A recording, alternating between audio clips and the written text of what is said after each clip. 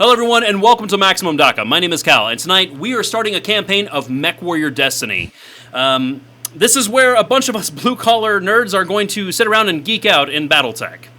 For those of you that don't know what MechWarrior Destiny is, it is a tabletop RPG that is published by Catalyst Game Labs and set in the BattleTech universe. And in our campaign, we'll be following the paths of 4 mech warriors from the Federated Suns as they work to strengthen their space nation to its former glories. For those of you who are new to BattleTech universe, we hope by letting you into our games that you can see what is in the BattleTech universe, and that you can have a lot of fun sitting around a table playing in the BattleTech universe.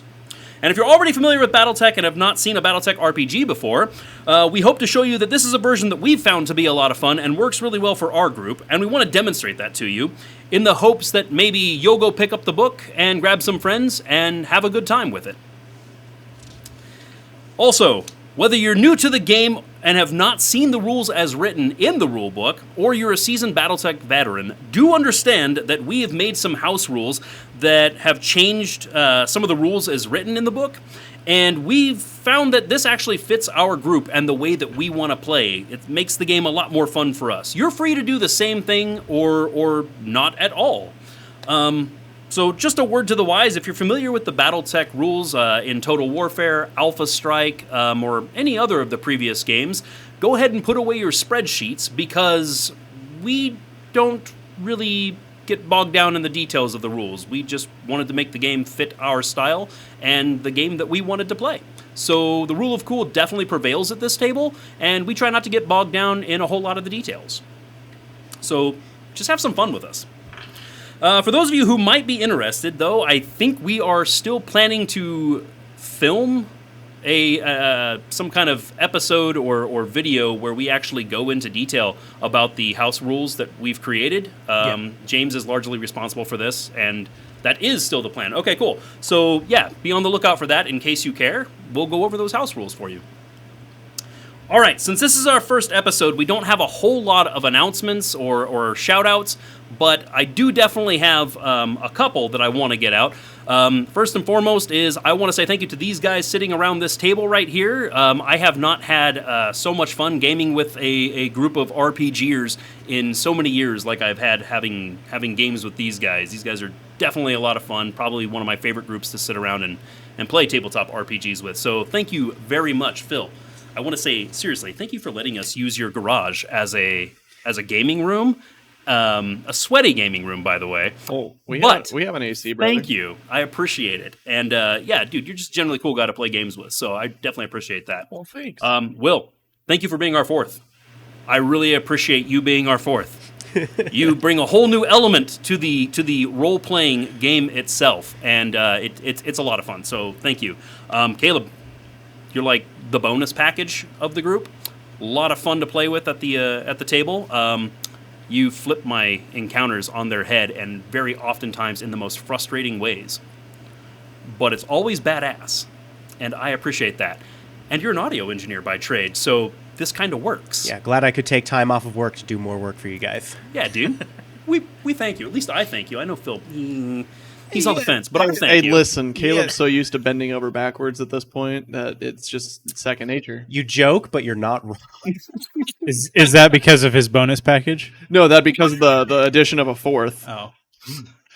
All right, look. And then there's James. James, this was actually all this right here. The 4 people who are going to watch this, you can thank James for this. When he was just like, hey, I want to record our games of Destiny and show people that Destiny's a fun game to play. So, are we... You guys are the 4 people who are going to watch it, insinuating I'm not going to watch this? I mean, you guys. All right, there's going to be 5 people who watch this. You're going to be busy staring at a mirror, recording and rehearsing this intro. That's not funny because it's so relevant. Yeah. And I definitely want to get this last shout out. I want to get this correct, so I'm going to look down at what I've written here. Finally, tonight's episode is dedicated to a fallen mech warrior and fellow Fedrat by the name of Robert Shaw. Aside from being a good friend to Caleb, Robert is the reason we are even here today. He drew Caleb into the BattleTech universe through MechWarrior Dark Age and many hours, I assume, playing MechWarrior for Mercenaries. Yeah, Mercenaries and Vengeance. Yeah, there you go. There you go. Those two constantly playing those games is largely how we were all here together tonight to do this. without Robert drawing Caleb into the BattleTech universe, I would have never met Caleb at a local gaming shop, and we would have not wound up at this table. So, definitely want to say thank you to him. And honestly, I wish I could have met Robert to say thank you, and also to invite him to our table. So, there, I think that is all the announcements, shout-outs, anything? Nope. Anything else? Are we ready? Ready. That's it. Gentlemen, cool. Let's get to some BattleTech.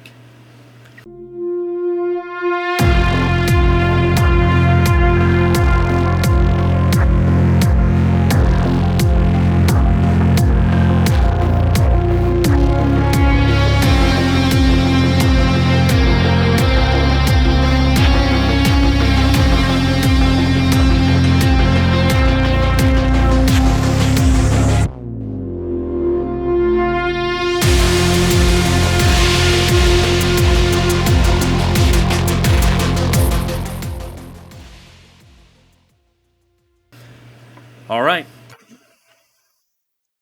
The year is 3151, and for the clans, the final goal of the invasion that began 100 years ago has been achieved. The dawn of the Ill clan has come.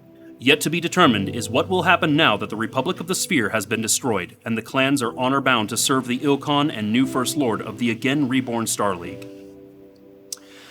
But the beginning of our team of Inner Sphere mech warriors goes back a few years to 3146, where, once again, the Inner Sphere is in turmoil. The age of the Republic of the Sphere is coming to an end. What was once a beacon of peace and prosperity for the great houses of the Inner Sphere to look up to for a better way has waned into all-out war.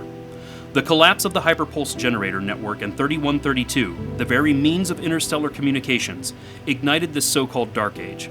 And the resulting fear of swimming alone in the currents of space caused the splintering of those once loyal to the Republic into factions that turned toward their former great houses for security. As the Republic collapsed around Terra, the cradle of humanity, Exarch Joan 11 raised the fortress wall, a seemingly impenetrable field that disrupted hyperspace surrounding Terra and its nearest neighbors. Fueled by the HPG communications outage, the great houses turned their attention to reclaiming past glories, and Republic worlds that were once theirs that are now abandoned with the raising of the fortress wall. Old enemies then turned their eyes towards each other as ancient rivalries reignited. For the Federated Suns, this means a war on two fronts. The Capellan Confederation reclaiming worlds taken over 100 years ago, and pressing deeper than ever before into the Sun space, and the Draconis Combine as it drives to the very heart of the Federated Suns itself. With First Prince Caleb Davian killed by the Draconis Combine's mustered soldiery, and his successor Julian on the other side of the Inner Sphere, the Prince's champion Eric Sandoval works to keep the fractured Federated Suns together. On July 8th of 3146, the unthinkable happened when the Draconis Combine showed the goal of their deep drive into Sun space as they launched a massive invasion of the capital. Gentlemen, welcome to New Avalon, the former heart of the Federated Suns, and the now prize of the Dragon. So we begin our game here in a deep forested region on the continent of Rostock in the southern hemisphere of New Avalon. You four, as you guys already know, were once advanced students at the New Avalon Institute of Science's College of Military Science. Your excellence had earned you a rare training assignment with Sergeant Will Jericho, an NAIS instructor known for being tough, but also for turning out some of the best mech warriors in recent NAIS history. You could say it was a massive opportunity. Hey, you know what? My mush mouth is... It was bound to happen. In your 10 months of studying under Sergeant Jericho, you had become more than run-of-the-mill mech warriors. And when the DCMS and Wolf's Dragoons made Planetfall, it was his courage and leadership that motivated you to take up a guerrilla front against the invaders. And for over 2 months now, you have conducted a series of successful lightning raids, and even multiple communications disruptions for the enemy. But the word has gotten out about your activities, and the DCMS has ordered the Wolf's Dragoons to deal with the nuisance you've become. Today, you are at a makeshift rally point after making field repairs from your last effort to sabotage a Dragoon supply line. The four of you find yourselves huddled around a communications panel in a hover transport as it crackles. The radio operator, who's sitting in front of the panel, he's staring intently at some of the gauges and dials that are on it. He's listening through his headphones intently, waiting for something to happen. He looks over his shoulder at you guys, says, "Nothing yet from Sergeant Jericho. He may be running the mobile HQ silent if that Dracoon's Heavy is still nearby his team. Stand by." So while the four of you are standing there, why don't we go ahead and go around the table, have you guys just give your names, who the hell you are, and then give your characters' names and physical description, a little general description. Want to start? You want to start us off, Caleb? And we'll just go around. Sure. I forgot that I was supposed to give a general description of my character, but Same. I'll do this. Okay. Do I look at the camera? I fucked it up, didn't I? You don't have to look at the camera. You can look at the camera. I know All right. I look at the camera sometimes. That's your job. I am Caleb Shawley, playing as Ellis Hughes. He is a 27-year-old, let's say, fair-haired, green eyes, sure. Kind of scrawny build. Less of a mech warrior, more of an engineer's mind. So, less on reflexes, more on split decision making and coming up with, shall we say, unorthodox solutions to problems. I'd go along with that.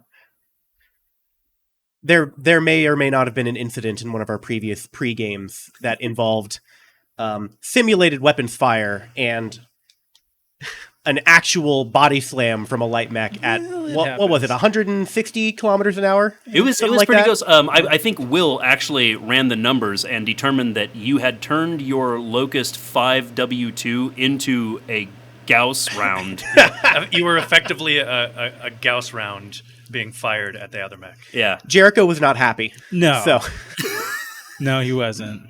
so that's Ellis Hughes. Instead of balls of concrete, it was balls of steel. There we go. Nickel ferro aluminum, something like that, I think, actually. Nickel ferro.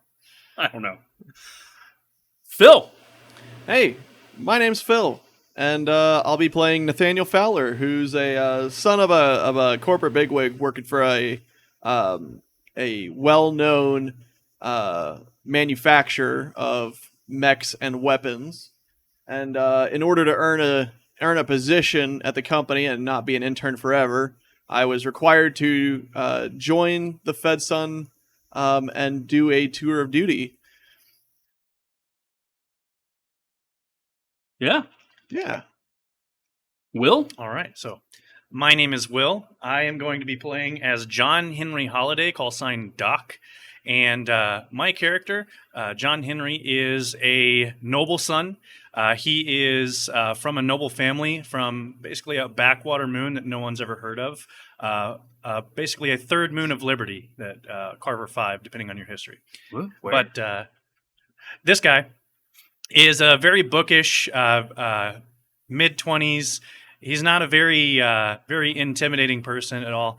And he's pretty much someone that would be picked on in high school if you ran into him. So very bookish, kind of medium length, black hair, glasses, nerd. Hey. Nerd. Nerd. Cool. James, take it away. I'm James Baird. I'm playing Edward Cole. Edward is he's a lot bigger than the rest of these guys. Started off his career, he's a little bit older, he's about 35-ish. Started off his career, as a squad gunner and carried that over, and they figured out that, him and Mex jive real good with the neural uplink, and he's about medium height, but like I said, a little bit larger build. The only other outstanding, how would you say that? Thick. Well, I mean, defining characteristic of him is he has slate gray eyes, so that's it. Other than that, just a big guy with a gun. Big guy with a very big gun, I believe. Well, it shoots war crimes. That's It is a war crime. Shurikens and lightning. Excuse me. All right, cool. All right, so the radio operator snaps his head around as you guys were patiently waiting for him, and he says, Sergeant Jericho says, enemy foot soldiers on immediate approach. Recommend you mount up, Sword Lance. I'll patch Jericho through to your mech's comms. The distinct sound of auto rifle fire outside the transport signals the enemy is already here. What do you do? Suit up. Jesus Christ! And I'll just jump out of the. I'm assuming we're in like a mobile HQ or You are in a hover it? transport, like a Maxim, but has like a communications panel inside of it. So it's kind of a Maxim that's been converted into a mobile HQ, but it still has a turret. It's got a couple machine guns on it. Well, I will. They're starting to prattle off right now. I will come out with the war crimes machine. Can you describe the war crimes machine, please, Well, for everyone? Okay. Something you got to realize about Destiny is even like when you're in tabletop RPG or when you're in tabletop BattleTech, most of the support weapons are squad weapons, right? They take 2 to 3 people. Destiny does away with that. So I have a Fire Drake support needler. And for those people that are not in a BattleTech, what a Fire Drake is it's basically a flechette shotgun, kind of. It just shoots flechettes really fast, and What they're kind of flechettes? they're hyperbolic. They catch on fire when they meet air. So I mean, it's war crimes. I mean, that's what it Yeah. is. It's a needler minigun. Yes, yeah, it's in the the shape of a flaming Browning, explosive needles. in the shape of a Browning 50. yeah. They look like an old greaser gun. Is what more? Yeah, I guess an old Browning 50, like the old greaser guns, Like if it was shortened down with Yeah. a giant steel block at the bottom. and made by Germans. Yeah, All right, so you are popping the hatch. The machine guns on top of the hover transport are prattling off. As soon as you pop the hatch, there's a couple dragoons, wolf dragoons, foot soldiers out there with auto rifles, and they're basically just shooting right at you. You can hear like little tink, tink, tink, tink, tink on the armor. how far are they away from me? Oh, they're like 30 feet. Oh yeah, they're getting both barrels. All right. So I will just come out shooting. I'll shoot at both of them.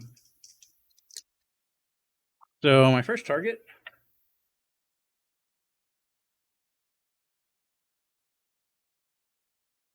Be a 15. Yeah. So it's your first target. It's just if it even does that, they're needles, so I imagine it's probably not as thunderous. Yeah. But yeah, the flames just it's almost like tracer rounds, and it just shreds this guy, and he's just heaping, I guess, burning body. Pincushion. Pin cushion on fire. Flaming Yeah. pincushion. It's terrifying. Oh man. It will be a 14. It's basically just a repeat case.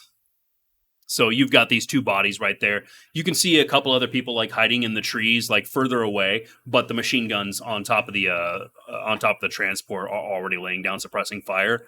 And if you guys don't mind, if you could take your mechs and at that end over there, and if you don't mind, can you make sure you place them so that the camera can still see them? Well, the camera's not on them right now. It's on us Okay. because we're still in our Cool. So in the middle of that clearing right there, have your 4 mechs, your 2 mechs facing these 2 gentlemen, and your 2 mechs facing those 2 gentlemen's mechs. Got it. It's like right about there. A little bit, like a lot closer, Together. like side by side, yeah. And then maybe like 2 inches away. Yeah, perfect. You want me to go to the? Probably. Yeah, let's go ahead and go. So the transport is a little bit more towards me, but between the Locust and the Phoenix Hawk. So you're basically just staring up at your mechs, and you took down these 2 guys. Over here in the trees, you can see some foot soldier action, but machine guns are trying to like take care of that for you so that you can just run to your mech. Okay. All right. Guys, mount up. Yep. Get the fuck out out the of door. here. All right. So as your mechs come to life, you guys are settling your neuro helmets on, strapping them up, bringing everything up. Everything was already in low power mode. So you guys pretty much just fired up. Your mech's starting to raise up a bit. You see the hover transport lift off the ground and begin to just burn out of there. The radio operator's voice comes in clear in your neuro helmets. It says, Sword Lance, we are bugging out. We'll rendezvous with you in grid 6-1 Echo. I'm patching Sergeant Jericho through to you now. Static on the comms now fills your ears. In your neuro helmet, you hear this static and it's drowning out, but you can kind of hear Jericho talking in the background, almost like he's yelling into the microphone. And then suddenly it just comes in real clear. He says, Lance, Mobile HQ is compromised. I'll hold them off as long as I can. You hear an explosion and some machine gun fire. You also hear very distinct footsteps from a battle mech that's nearby, very close through the comms. Static is playing through. It's new contacts. Head to nav. Goons are inbound on your position. It wasn't on it. His last words are cut off by the characteristic sound of EM interference and a PPC blast. And as that communication feed in your ear finally goes silent, you see 2 enemy scimitar hover tanks burst from those trees over here in front of Caleb. They're missiles. They leave the tubes. They ram right into the hover transport, and it does a few flips in the air before it just lands. And now it's just a heaping pile of smoking, on fire scrap metal. You basically are just realizing now, as everything goes silent, that plays out in front of you, that you're on your own. Jericho's not going to be able to coordinate enemy movements to you, and you don't have any support. It's just you 4. Jesus fucking Christ. Do we know where the backup rendezvous point was? No.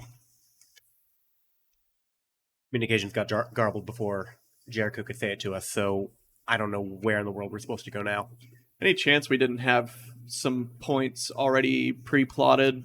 Before the hover transport blew up, the comms operator said that they would rendezvous with you at a location, 6-1 Echo. Okay.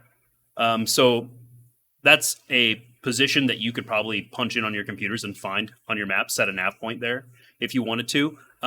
It's actually through where the enemy was coming from, but there's enemy there. Gotcha. So where okay, do you have enemies? I do, actually. In fact, I've got lots of them. Oh, good. Good to know. Do we have a nav point that somebody could mark in the direction that we need to go? Yeah, I've got them right here. Could you pass those down to Caleb? And this one as well. These are the scimitars. And Caleb, could you have them like 3 inches apart from each other? Yeah. Just in that tree line?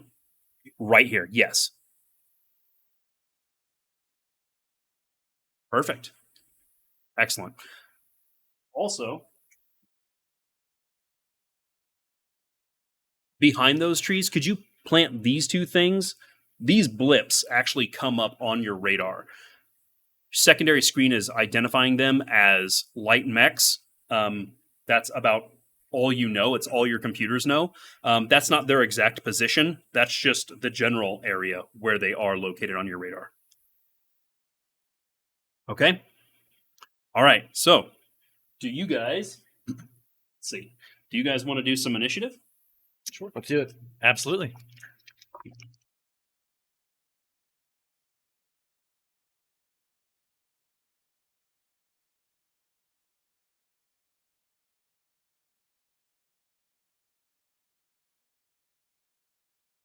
All right.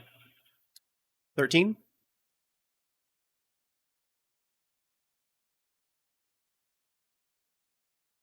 $11.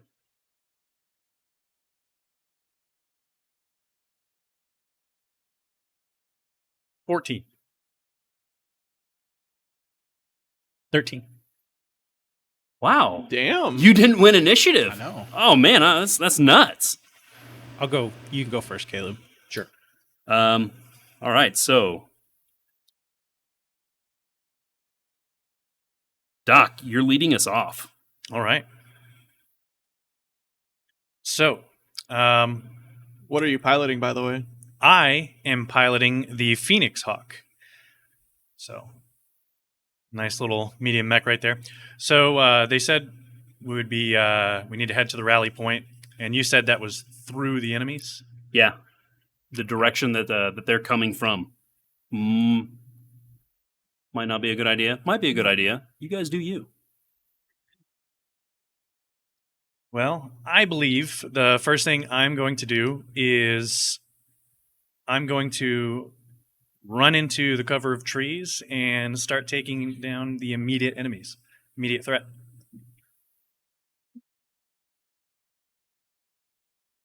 While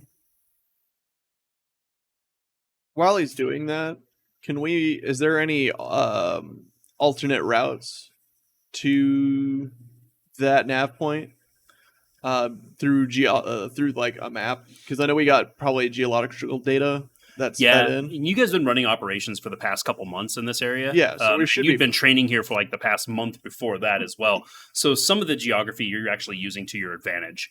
You know that there are canyons. You know there's some sharp cliffs, but it's heavily forested.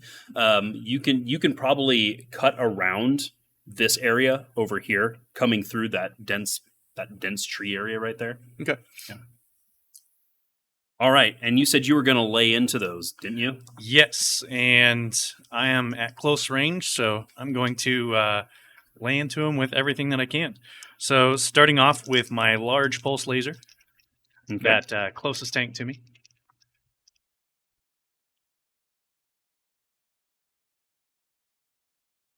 Maybe 10. I'm sorry.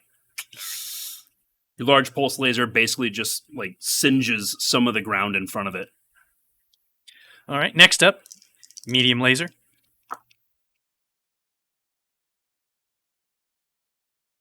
That'd be 8. That will work. Okay. All right. So that is going to be 2 damage to the 8. The left side of that hover tank, it takes this green beam, and you could just see that some of the armor just kind of like pops off of it, like glowing orange. Nice. Effective hit. I'm going to continue with my second medium laser.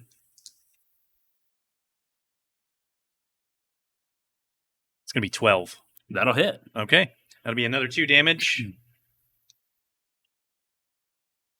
to the 6. You're stitching up the other side now. Right. And last but not least, I am close enough to use my machine guns, so open up on out it, of desperation, I'm going to fire those bad boys.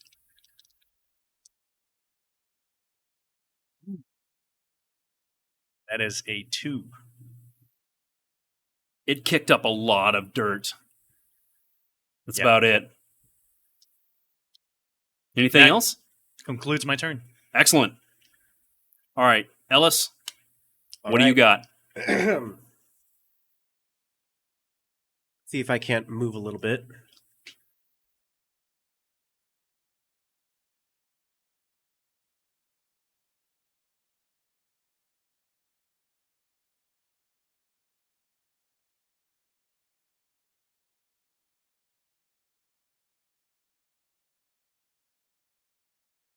I'm going to move behind this tree line, and there we go. Start off by firing my extended range medium laser. Are you going to shoot at the same scimitar? Yeah, sorry. Okay. Same target. Mhm. Did not clarify. My bad. An 11. Yeah. All right. That is 2 damage to whatever a 5 is. So there was already some like deep scars from his medium laser fire on that same side, and you're just hitting the same the area. All right. What else you got? Funny you should ask. I also have medium pulse lasers.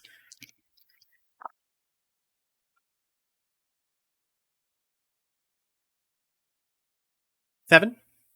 Nope. You guys and your pulse lasers. Not effective You yet. with the Let's see what happens. All right. I have one more pulse laser.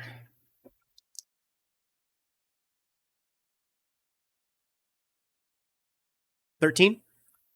That'll work. There we go. That will work. That's another 2 damage to a 10. Right. You're starting to burn away the armor on its turrets. Yes. All right. What else you got? That's it for me. All right. Turn. Did you already note what the evasion was for them? I may have not been fully paying attention there. The evasion, I think, if I'm remembering, is 3, and then his is 5. Right. The evasion on the scimitars is 5. Okay. Which was why it was so difficult for him to hit. Nope, that's why I was What asking is because why I watch didn't. now? Yeah, yeah. I didn't think about that. So Yeah, no big deal. No when big I'm deal. braining it. Yours and his, I cannot remember though. It's both 3s, I think. James, is yours? Yours is a 3. 4. It's a 4. Okay. All right, so I'll just go over the comments and be like, "Hey guys, let's do a fighting withdrawal. Let's go that way." Do you want Back up through the Do you trees? want to ping that? Yeah, I'll ping it.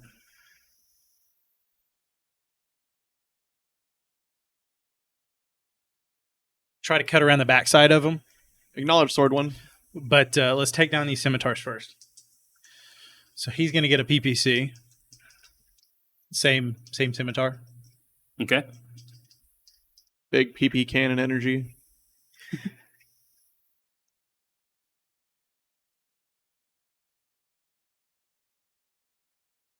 Be at 12.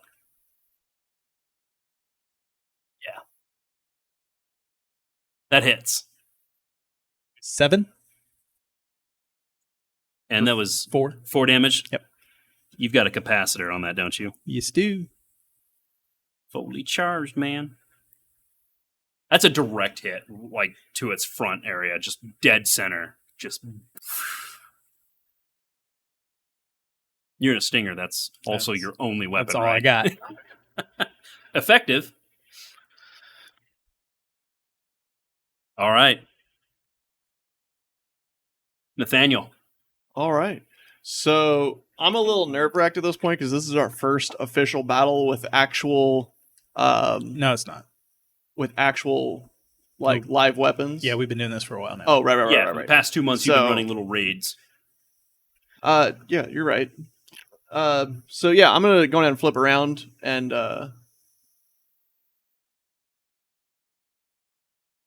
yeah, I'll start pulling back. Okay.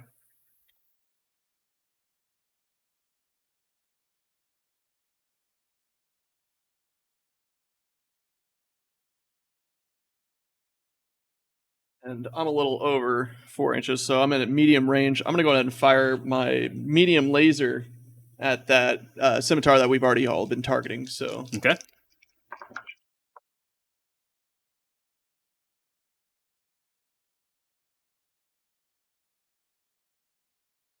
$12, That's a miss.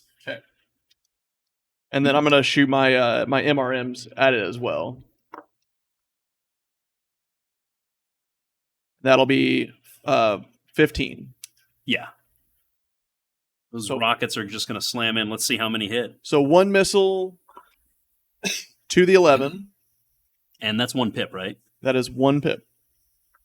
More on that turret. And then 3 missiles Nice. to the 9. Yeah. That's the first 3 I've rolling these MRMs. So I'm like, ooh. So the MRMs, just straight up rocket style, just straight to this thing. They're taking down. A couple of them hit the turret, and then the left side that had already been damaged in earlier medium laser that had hit it. A bunch of them just kind of cluster hit it, and when the smoke clears, you see all this shrapnel flying off it. The hovercraft kind of like leers one direction before it finally rights itself. You see that massive panels of armor have been blown off, and there's some exposed structure there. All right. Anything else? That's it for me. You guys and your light mechs. Oh wait, that was kind of forced upon you. Never mind. Okay, Yes, so the dear. scimitars. Yeah, that one's recovering, right? He's the pilot's a little upset, and the gunner's about to take it out on you guys. So the biggest threat to it sees was that first thing that started stomping on it, even though everything else was rocking it. So this is coming at you. Doc, prepare yourself. I've got, let's see, you are right there, and yeah, okay, that'll put us about medium range. Okay. A little red dagger from an ER small laser comes at you. That is going to be 11. 10. It hits. Excellent. Take some damage. 1 pip to your center torso. Got it. All right. And we got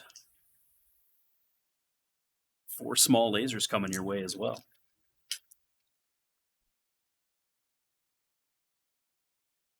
Yeah. I'm going to spend a point of edge to re-roll those. Already. Wow. Already. All right. Oh, man. It's going to be a rough battle, guys. Go ahead and re-roll. That's much better. Okay. 16. Yeah.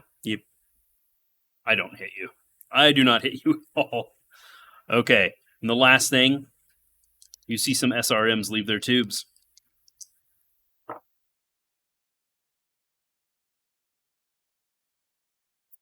Going to be 11. That's going to be an 8. So, yeah, they're just hitting some of the tree there. Okay. The next scimitar is going to try and maybe take a stab at that locust there. All right, this is coming at you, man. Right.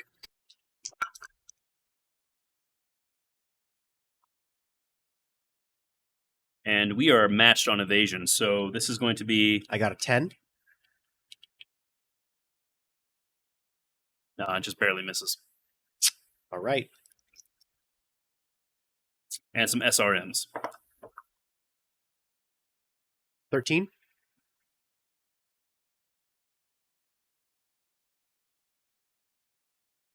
Yeah, it's a 7. How much damage? None. Oh, okay. Yeah, I thought you said win that. hit Yeah, no, 7. you Okay, never mind. All right. you got that small, light, fast mech. You were like, forget it. These things just blow right by you. Wait, you only You got can like dodge a missile, you can dodge a ball. That's that's actually a good reference. Okay, good. All right. You see the indicators on your radar. The 2 light mechs. They are coming in closer. Beep, All beep. right. Noted. How much closer? We're- I mean, if We they don't get do any- that if here. they get any closer than that, I mean, we'd probably be Yeah, able to yeah. visually see them. All right, Doc. All Top right. of the round. Let's go. So I'm just gonna do the fighting withdrawal. I am actually gonna fire first, so that way I can get a good hit on them before I move back. So I'm gonna go ahead and just shoot another volley at them with everything that I've got. So unfortunate. It really is actually. I hope our big brother Nvidia takes care of us on that one. I'm hoping so as well. If you guys are watching, our neighbor's mowing his yard. If you can hear it, I'm sorry. Oh, I see. We went through such great lengths to make as the audio as good as possible, and I was actually very surprised with what popped Oh. out thanks to Caleb. I got But- really sad because he turned it off for a second and then it kept turning It right came back right on. back on. But you can't hear the air conditioner, so maybe you won't be able to hear this. Maybe Hopefully. we'll check out. Although I seriously thought we were talking about his joke because he was like, "I'm going to Oh. blow my load before I pull out," and I was like, Yeah, well, "Okay, well, I mean, know. I'm glad You- someone. it's not kid appreciated it. friendly. It's not kid This- friendly. This is a family show. I mean, Phil. it is How though, could isn't it?" I've rolled. I'm gonna fire with my large pulse laser. Okay, Everything you know valid my now. evasion's 5, right? Okay. The giant blue beam is throbbing. And this was to the first one that you had already attacked? 10. Yes. Yeah, that's going to hit. Perfect. That's gonna be 3 damage to his or her 8. 3 damage to the 8. Yes. I'm an equal opportunity So you're in your cockpit. You're like, okay, everything's fresh on this. Armor's been repaired. Weapons are fully loaded. Well, you're mostly energy based. Never mind. You are energy based, aren't you? Yes, Yeah. entirely. Weapons are fully loaded. I had that tech fill up the lasers, and Blinker fluid, laser you've fluid. got the laser fluid filled up. He made sure all the nitrogen Yeah. gas was full. Planetary invasion. You're running a guerrilla campaign against an overwhelming invading force, but you still have time for hazing. Yeah, so you take the opportunity. You see that last cluster of MRMs had really damaged it, and you take steady aim and pop, hits it. Internal structure just, Nice. and the whole thing just folds over. Yeah, go ahead. You earned it, man. You All earned right. a kill. Tank down. Here we go. I'm gonna continue my barrage and fire off my last couple weapons that I can on the other tank, and then jet out. Cool.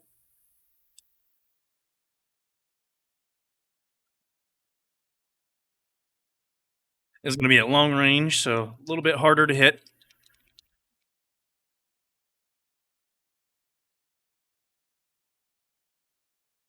going to be 7. Negative. Sorry, sir. All right. One last medium laser. Okay. Make it count.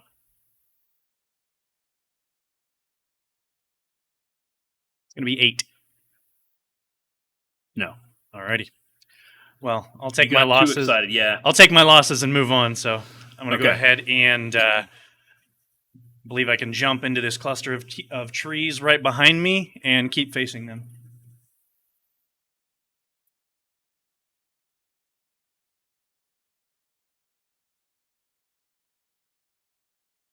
Take on a heat.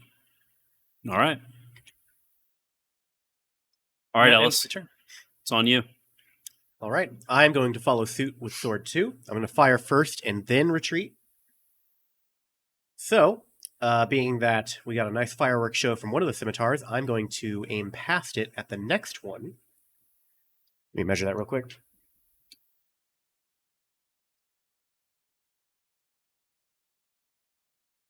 All right, looks like the only thing I can hit it with from this range is my extended range laser. Let's do it.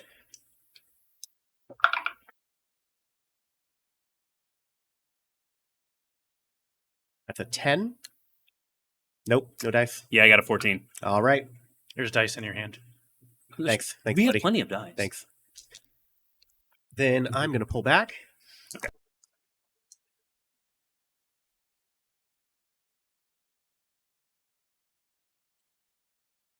Remember what happened last time? You got really far ahead.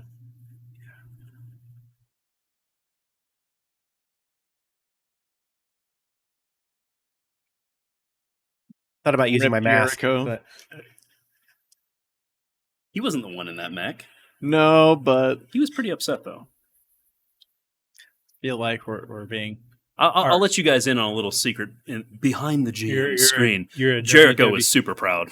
You're a WWE fan. No. I'm sorry, I'm not. No. Jericho was, he was obviously upset on the radios at you guys, but like deep down, he was like, that's how you do it. That's how you do it. was being the key word in that phrase. Yeah. That was Sorry. how you did it, though. Is that too soon? listen, we never did get to flip that HQ, and now we'll never get to. You wanted to flip the mobile HQ he was in like, Every- the same way every that you scenario. poured Gatorade on a coach after a win. Yeah. Is that what you said? Every time. All right, so I'm gonna fire at that scimitar. Okay. I did walk backwards into a So- gantry, so I mean, You did. Three.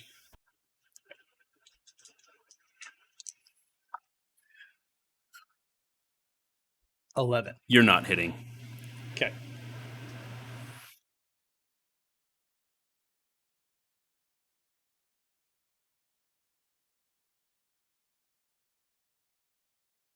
As you're backing up, those two indicators on your radar, the light mechs, Mhm. they register now. Can you put this guy at the one that's furthest away from me, and this guy at the other one, please?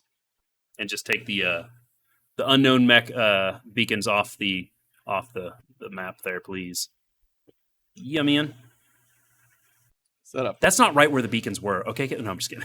Looks like we got, what is that, a panther and a mist lynx? That's a Mist Lynx There we go. or a Koshi. We don't want to upset some of our fans. There you go. I mean, it's the Wolf's Dragoons. I mean, it's a tough story. Is it a Mist Lynx? Is it a Koshi? Yes. Either one. I had to think for a second and remember what was the other name for it. Mist lynx, that's the one. I think isn't a lynx a completely different mech? It's like no. Is there a Lynx? Is there one? No, there's not that I know of offhand. But I do know there's a Koshi and there's another Koshi. But I mean, it's Fucking Based on- grognards. Makes okay. sense. Okay. Jeez.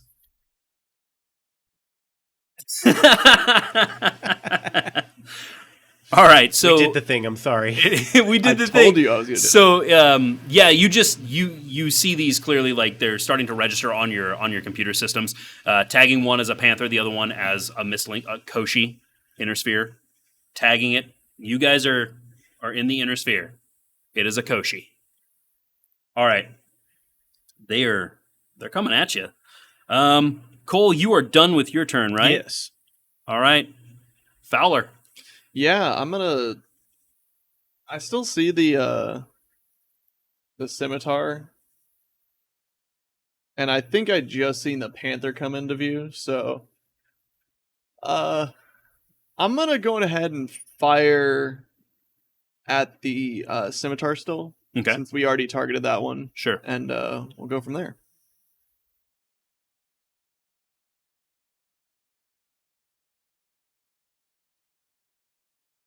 This scimitar is starting to turn towards your direction. All right, so MRM 10 was a 10. Yeah, that works. So 1 missile to the 8. And 3 missiles Yes. to the 3. You were on tonight with that MRM 10. Fuck yeah. Oh, fuck yeah, bud. Oh, fuck yeah, bud. And then I'm going to go ahead and withdraw in the same direction. So this hovercraft it's peeling around to kind of turn to face like the center of your group of mechs as you're doing this, and your rockets just fire at it, and it kind of overextends itself in its turn, and it's trying to correct on that cushion of air that it's riding. And as it does this, you hit the side as it's turning, and then the other missiles just follow and just nail it in the rear armor. Not a bad hit, by the way, because I think this is the most MRMs you've had hit in the past 3 games.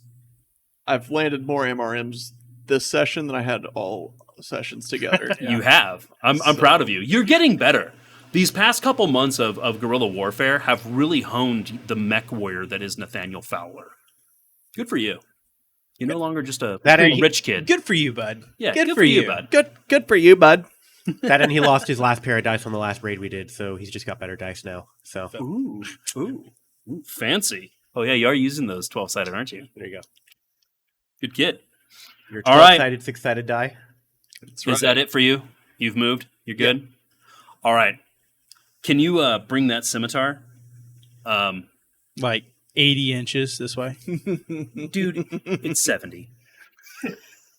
Can you actually bring it?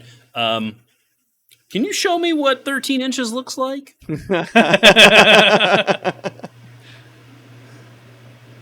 He's getting out the soft one so he can. Leave it to you two.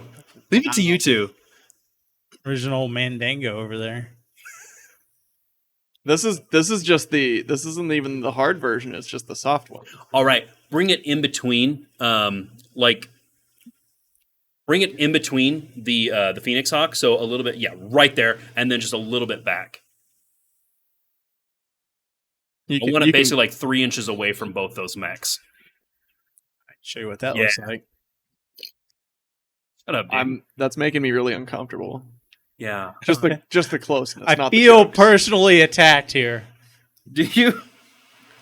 Wow, you're in the fucking bush all the way back here. I just meant, never mind. Anyway, keep going. Yeah, man, that Phoenix Hawk, he wants it down. All right.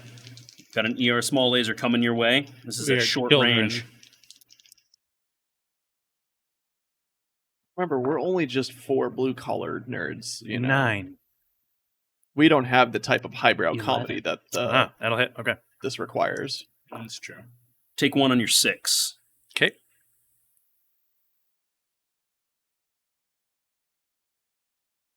And he's just opening up with everything on you. Machine guns blaring. 15 this time. Machine guns blaring around you. Daka daka daka daka daka daka daka daka daka. It's maximum DACA. I don't That's feel like that was maximum though. That's it. Roll the credits. We're done. Pack it up. He said the thing. He said the thing. Another 15. He said the thing! He said the thing. 4 beams of red light coming at you. That's going to be, what did you say? Because I've got a 12. I've got a 15. Oh, Jeez, you're rolling like I usually do. he's still recovering from all the MRM hits and trying to correct. But the turret might fare a little bit better. Short range again. I will say, I'm a better pilot than I am a gunner. Mm. Not Sometimes this that's good. guy. Yeah, that's a 15. Oh, I have a 10. You're going to take. Oh, I'm going to take it. You're going to take.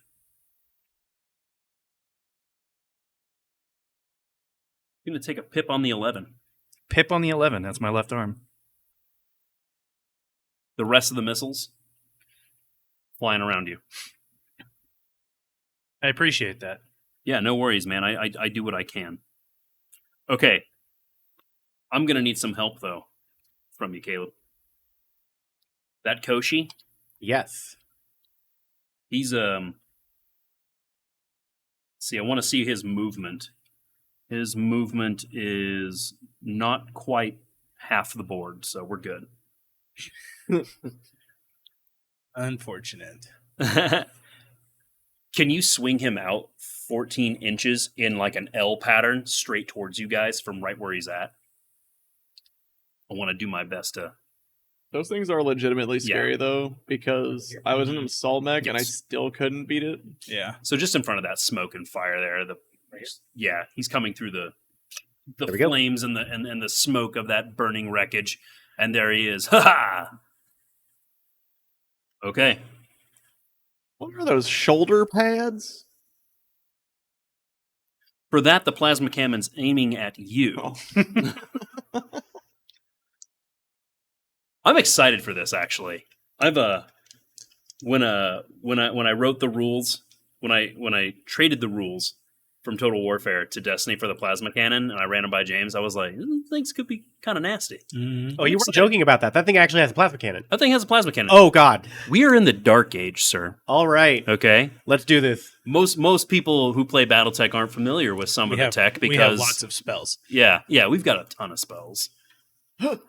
All right, Hopefully. Essentially, so, a plasma cannon is a PPC that also does heat damage. Yes. but to battle mechs, the plasma cannon does no damage. It just does heat. Ah, Just a Heat. I was upon mistaken. heat. Yeah. The rifle is the PPC that does heat. Yeah. All right. There's So a distinction. got it. When you're used to the I'm at regular +5 on PPC, but this. the PC doesn't do as much as the PR. Mm-hmm. What's that? You said you had a +5 on that? yeah, Oh, and this is coming at the stinger. oh that's not me. So Wait, wait. mean the Who's Wasp? in this tree? The wasp. The wasp. Yeah, this is coming at the wasp. All I know right. it's a little far back, but I believe in you. That's a 13.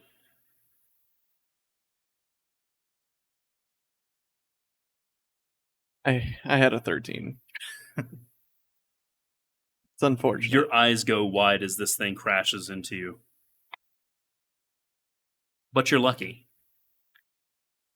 It doesn't cook you alive. oh, good. You gain 1 heat. Just put it on your sheet. Yeah, just put it on your sheet. You'll be all right. You'll make it. You'll live. As he You dropped trained all in of this his other mech, chips. right? When you accidentally turned off the heat sinks. Hot I dog. did. That's right, man. Angling towards your hot dog. Hey-o. Yeah. All right. This next one. Hang on a sec. You guys are making me uncomfortable over there. This is going to be an 11. As Where did Phil go? Where did he go? Where did he go? He ejected because he's a coward. Ejected. It's too hot in here. That's an 11 as two SRMs come flying at you, corkscrewing through the air. It's an 11. Yeah, man. Take it. One just crashes dead center into your center torso. And the good news is the other one misses. All right. That panther. Caleb, when you are done writing, can you have him straight out 8 inches from where he's at? Is that -1 for the woods that he's going through? He's going to go around him. Sure.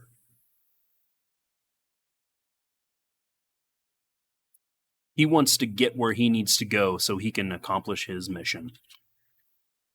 And if you're going around him, though. He's going to come up a little short on that mission.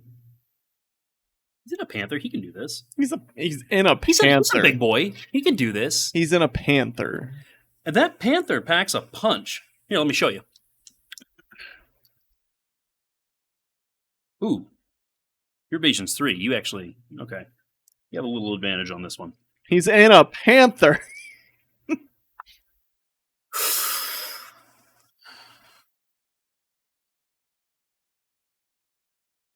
least we know what he's shooting you with. That's an 11. 12. Oh, man. Okay, so this bright burst of blue light just flies right past you. No. I know he's in a panther. I know. He's in a panther. He's in a panther. He's in a panther. Okay. It's unfortunate. All right. You guys have 2 new contacts firing up on your scopes. Oh, good. Where are they at? Right where those 2 things came from. So you want to just throw those unmown back Jesus beacons Christ. like near that area? Beep, beep. Sure. Why not? They're in that region. That's not Yeah. where they are, okay? Let's Yeah. try not to sweat too much. All right? Air conditioner's going. All right? You're okay. Easy for you to say. I'm the furthest away from the air conditioner. It sucks. Oh, You're yeah. also not getting shot at. Well, actually, no. You are literally getting shot at. I'm getting shot at more than you guys. Yeah, that's fair. That's fair. Well, until those 2 mechs come in. We'll see. Okay. Let's go back to the top. I think we're going to try and get a miss. Okay. This is what I think we're going to try and do. I'm going to continue my assault on this tank right in front of me because I don't like him. He doesn't like me. We're just going to continue that relationship. So, You know, he likes you. not in the way I want. Not in a good way. Not in a good way. good like. It's a bad like. So, continue my assault. Large pulse It's laser. a love-hate relationship.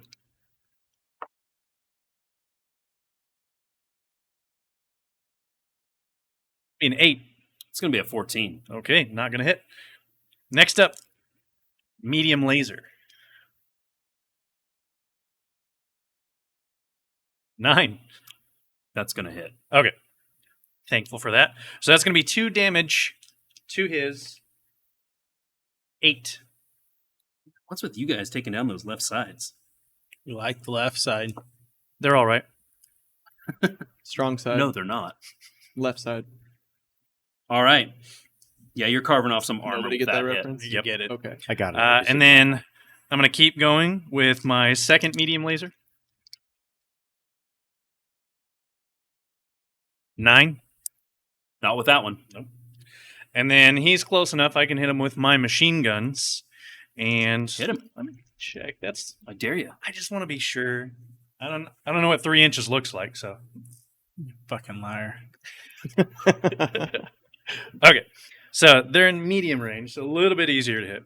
So We need to make this more family friendly. Let's transition to fart jokes, okay? fart jokes. No. Hate for This game's been a real gas. Be a 5. I got a 12. Yeah, okay. So you're saying there's a chance? No. No. There's a chance. So I'm going to go ahead and move from my cover to the next cover, which is going to be this other set of trees here. Okay. He whiffed and fled. Now, just to be sure, was whiffed another attempt at a fart joke? He was, actually. Okay, got it. There Just you go. wanted to make sure I'm tracking with you. And then he ran away. All right, let's see. He stuck his nose up in the air and said, I'm out. Cleared the room. Guys, this has been a guess. First game, last game. If you keep doing that, I'm going to start shooting friendly fire. Please no.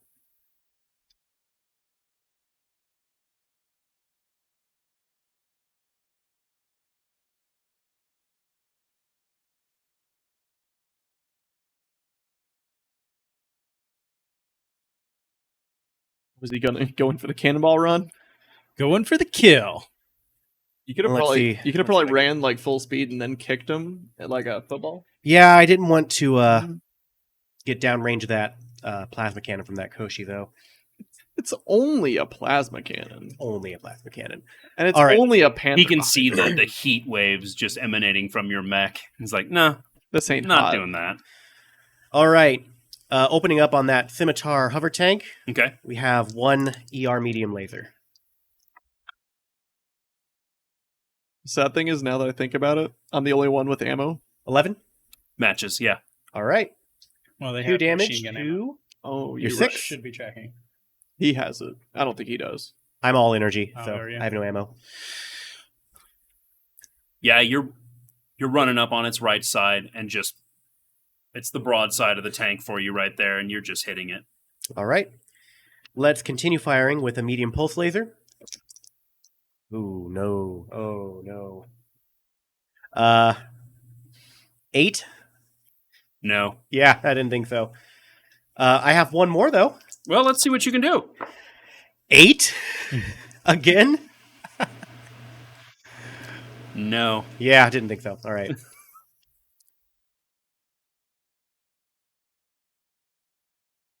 Okay, at this time, you guys have a massive contact on your radar. Okay, Right. This thing is way too big to be a land vehicle. It's coming in as a drop ship on this side over here. Okay, and it is on approach. This coming this way. Okay. All right. My turn. Yeah, man. Do we have visuals on it? Not yet. Okay.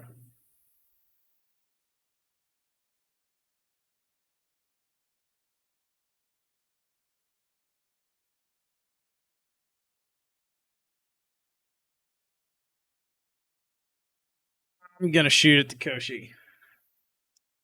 You think you're going to shoot the Koshi? I'm going to shoot at the Koshi.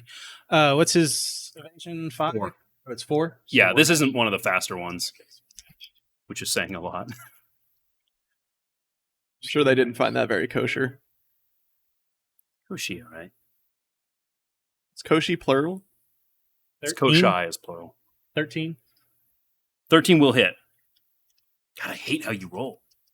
4 damage. 4 damage to your 2.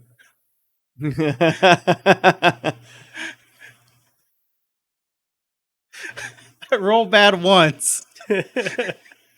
Out of curiosity, because it is a Koshi, that does enable a double critical chance, doesn't it? It does because you rolled a 2, so it hits him in the center torso. So you, as he just like rounds and he just like takes fire with that plasma cannon, you're like running up there, boom, with the PPC at the capacitor, hits him just right dead center, through armor critical. So you got a through armor critical to roll, and then I need a floating critical. Cool. I didn't know if that still qualified or not from the conversations 9. we had before. Oh yeah. First one's a 9. Oh, and I'm sorry. For the center torso, that's the through armor critical, or is Yep. that your chance? That was my chance. Okay, yes. So it's a 9. You have 2 criticals here. Okay, so the first one's a 1. Or is it 1d6 or 2d6? It's 1d6. The first one's a 1, Okay. and the second one's a 2.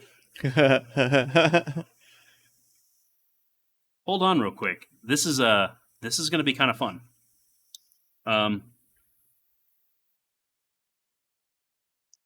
Wait. Oh no, he's good. He's good. Oh, Not really. No debt. Yeah, I mean he's gone. He's got case, but the ammo explosion from your first critical, he's carrying all his SRM ammo in the torso. So the good news is for that Wolf's Dragoon mech warrior, he's still alive because the case took care of him, but his mech is kind of not okay. So you can use that. Yeah. oh, yeah. We Yeah. get to use it for the first time.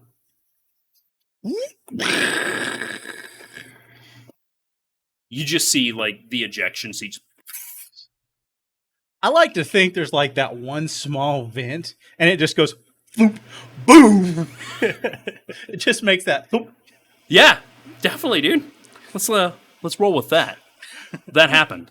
Like you're smacking the end of a toilet paper tube. Boom. Boomy whackers. It just makes that. All right. Gross, dude.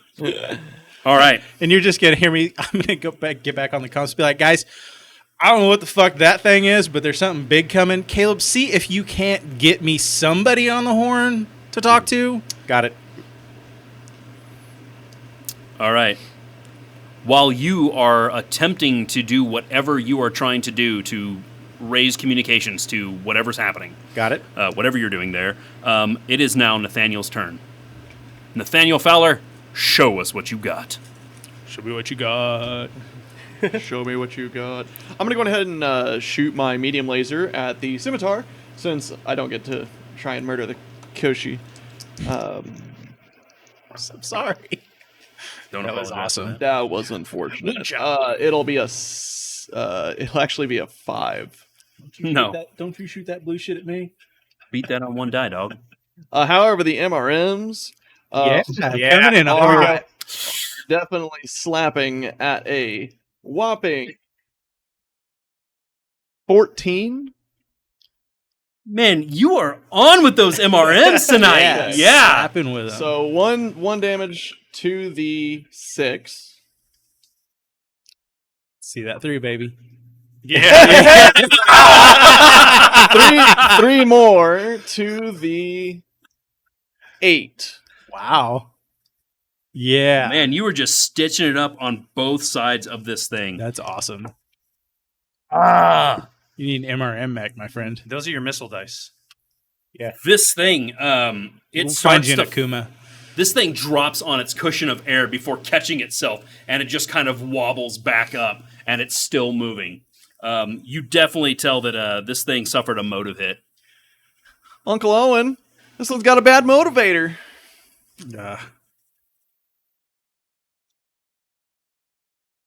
Yes, I saved that joke for that. Now that was a jam. All right. Is that it for your turn? Yeah. All right, cool. Hopefully this thing will end up in the same position that Uncle Owen did. Burnt to a crisp. That's not funny. It's Too soon. It's very Too soon. It's a little funny. All right, it's kind of funny. Uncle Owen, you ain't got All no right. skin. This thing, that scimitar, can you have him peel around the stinger and have him come up on the right side, so closer to James, but like 2 inches away from him? Oh, I'm not gonna stand. oh! Sorry, Well, that changes it. did that ruin you? I wanted same maneuver, but on the side of the wasp, about 2 inches away from the wasp. No. Over there, He wants towards he James, wants me. closer to James. He wants me. Yeah, he's basically doing that. I want him 2 inches away from the wasp. Yeah, perfect. How much movement does that thing have? A lot, and it suffered a motive hit. Not as much as it has now. It's true. It's getting ready to have none.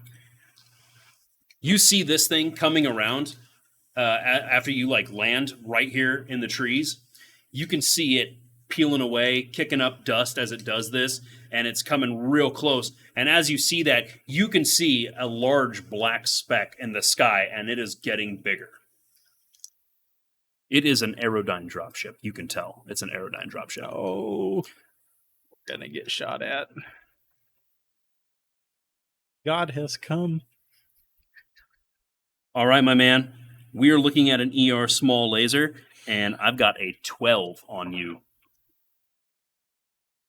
That's a 10. Take some damage. 1 pip on your 10, please. Affirmative. All right. Opening up with machine guns. Twin MGs.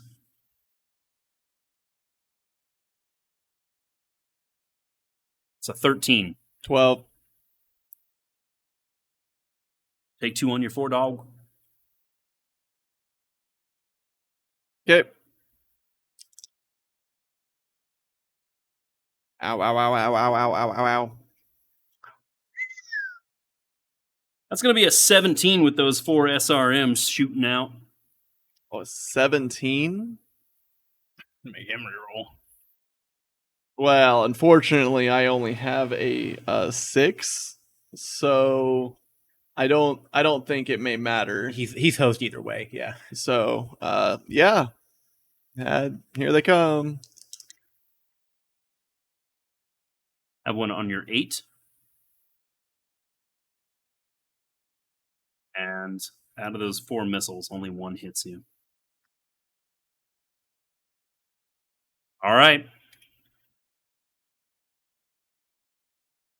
Lucky. I was going to say, bring that Koshi back to life. No, I'm just kidding. You see the nuclear cloud? All right, the Panther. Can you move him diagonally? Let's see, 5 inches towards Will. Ha. Towards Will. Like me or Will my the mech? player or will his battle mech? Will the player. Okay.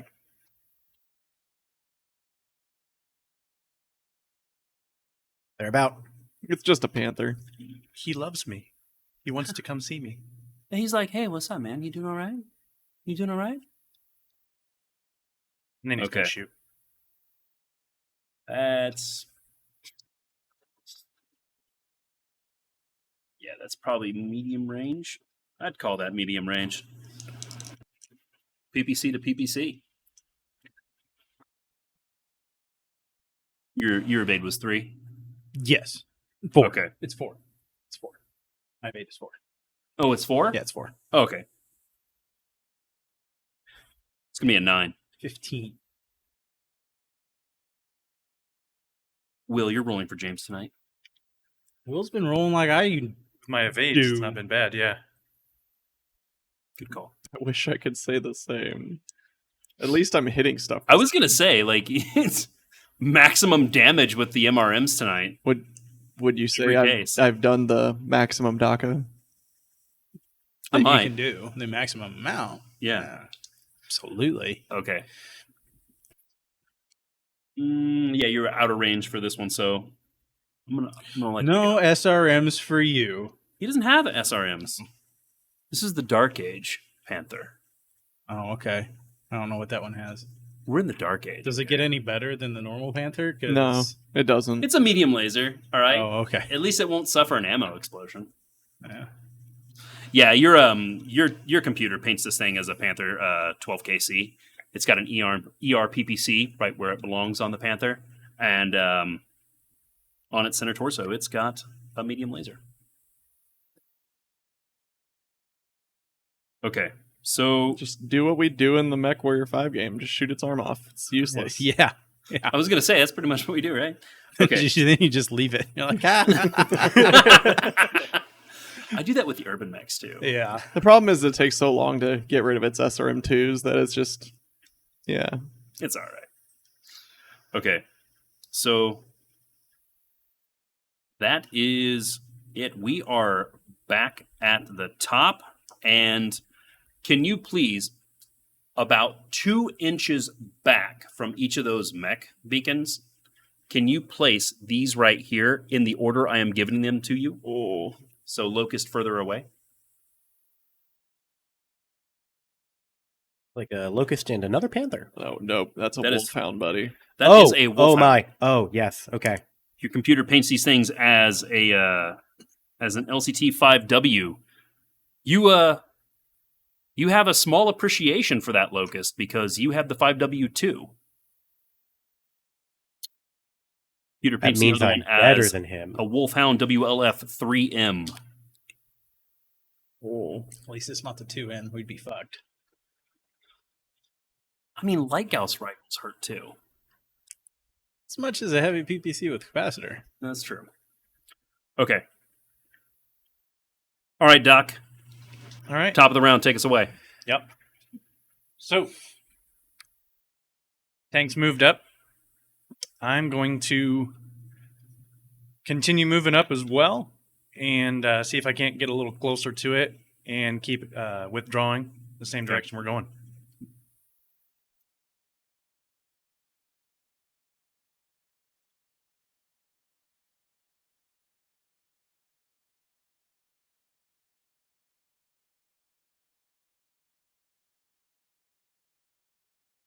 All right. So I'm going to start my round as usual with a large pulse laser. And this is coming to that scimitar, right? Yep, that scimitar right there.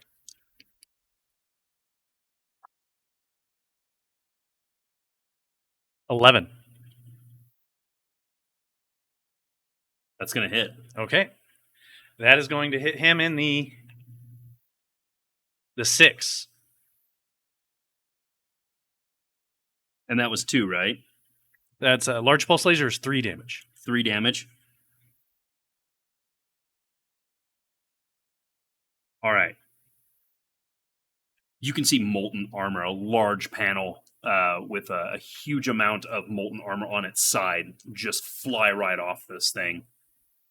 Nice. Yeah, So if he's still up, I'm going to keep shooting at him. So he is. I'm going to go He's for certainly still up. a medium laser. Okay. Give me a 7. I got an 8. Okay. Next, medium laser. Thought you had it on that one. You're just tracing it as he's just going this way. It's like, I got to lead it a little bit more. That's going to be an 8. That is not going to hit a 12. Okay, no. Yeah. You got lucky with that first one. Yeah. And that's going to conclude my turn on that one. All right. Ellis Hughes. Before I make any combat-related shenanigans, Mhm. I would like to follow Sword One's lead, and I would like to roll a computer's check to see if I can find any kind of frequency with FedSun's communications going out. So you're effectively like just running through the range of AFFS tactical communications frequencies that you learned. What do you know while studying in college? There you go. Yeah, and you're just doing open hails on every single one of them that you can think of, and finally one of them catches. You hear back, Sword Lance, this is Major Copeland. I am en route to your position. Do you read me, Sword Lance? We read you, Major Copeland. We are currently evacuating our current position from a Wolf's Dragoon's light lance with armored support. What is your ETA? Evacuating? Evacuating where? Evacuating in the sense that we're buggering out of here because we're getting overrun. All right, look, I'm sending you a nav point now. And this right here shows up right here on the map. Got it. He said, dropship that dropped me off back here to support you should be en route to that position. General retreat has been called by High Command. We are leaving New Avalon, boys. Take your Leaving- lance to this position. We're getting out. Leaving New Avalon? The capital? We don't really have time to discuss it right now. The capital's been lost. Roger, sir. I'll relay this to my lance. Sword Lance, be advised, we have a new location pinged on your map. Major Copeland is sending a dropship to pick us up. We've lost New Avalon. They're giving a general retreat. We have to get out of here. What the fuck? Over there, by that tall tree. Yep. Can you place him, please?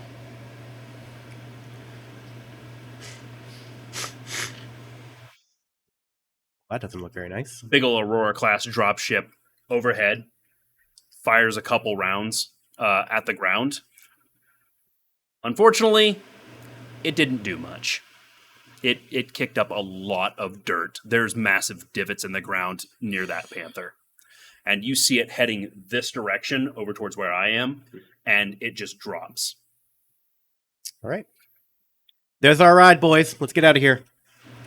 Is that a friendly beacon that just popped up, by the way? This right here? No. That right there? Yes. That is a friendly. That is a friendly medium class Omnimech, and your computers register it as a Shadowcat, a familiar Shadowcat J. Is that Jericho? That is not Jericho. Okay. That is Major Copeland Oh, okay. from the Davian Light Guard, the one that was here to review you a few months ago. Gotcha. Okay. All right, Good. Ellis, you have your round, by the way. All right, let's see. That second scimitar is still up and running, right? Yeah. All right. You can see on the side that's closest to you, there's a lot of armor missing. In case you want to attempt to call a shot. I don't have a targeting computer. Doesn't have a targeting computer, but you don't need a targeting computer to try and take your time and line it up. You know, and be a sitting duck in the process. Nah.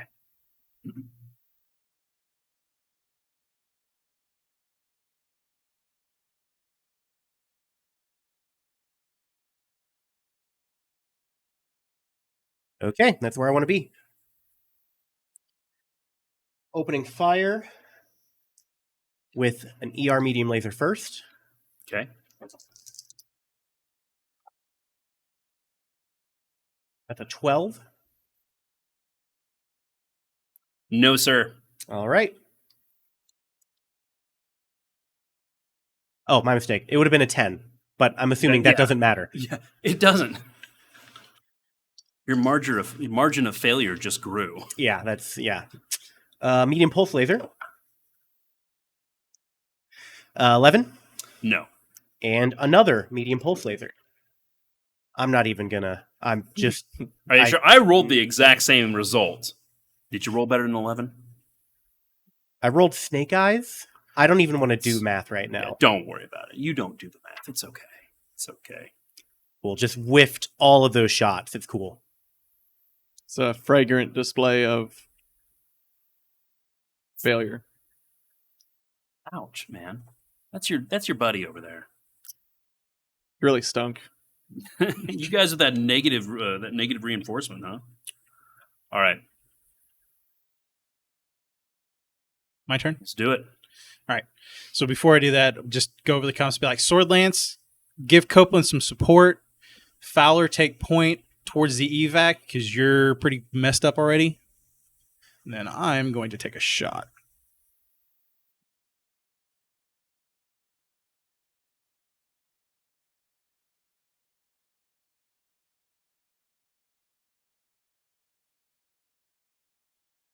Just outside minimum range. Short range.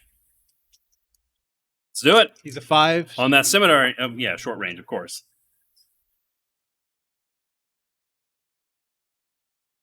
13. Yeah, that matches. Okay.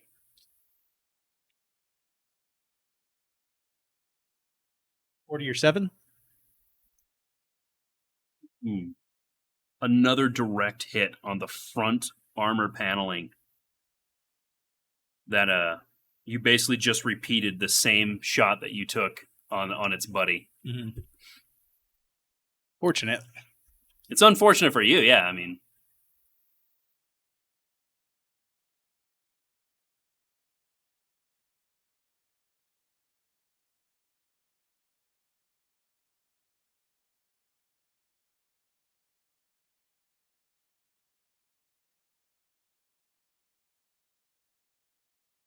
That's it. good.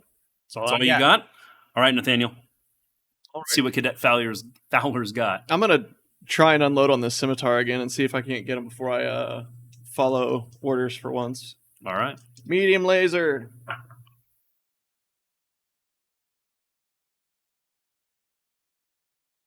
$11. No, sir. Not when I roll boxcars. Okay, well, MRMs.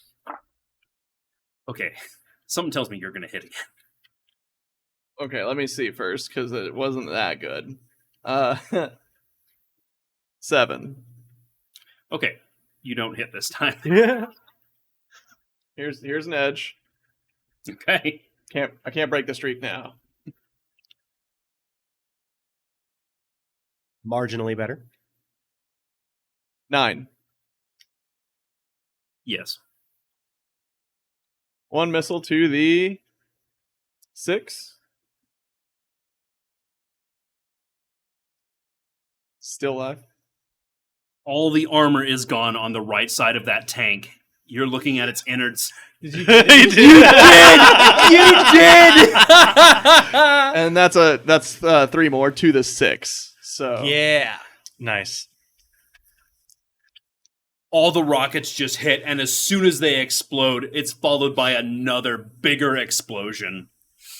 You want to Put your fire on there, bud. Do those fire there, buddy? do those MRMs have streak? Because you're on one. Hey. Hey! Look at this guy. Look at this guy. He's so funny. Haha.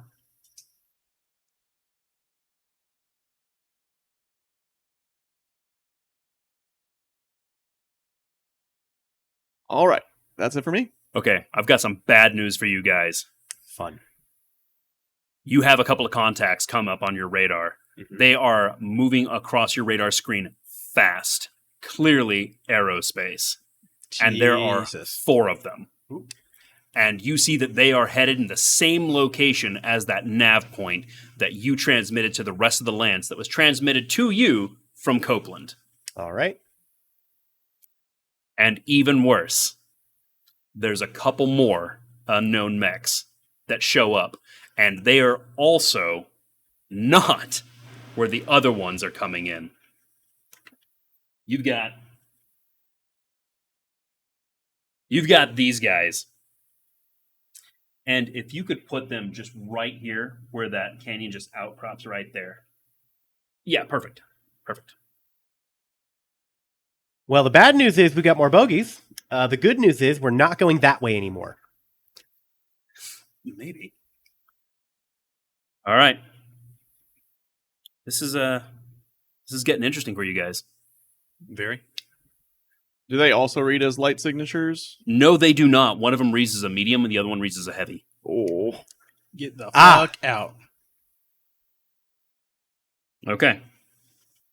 So, you guys are not going to be bothered by those scimitars anymore. But don't worry, there's plenty of other friends to party with here. Nice. I feel like we've cut their forces to size. Not a bite size. This is like a Hydra situation, because it seems like every enemy we take out, it's just Replaced. replaced with like 3 more. I feel like we did cut down some of their forces.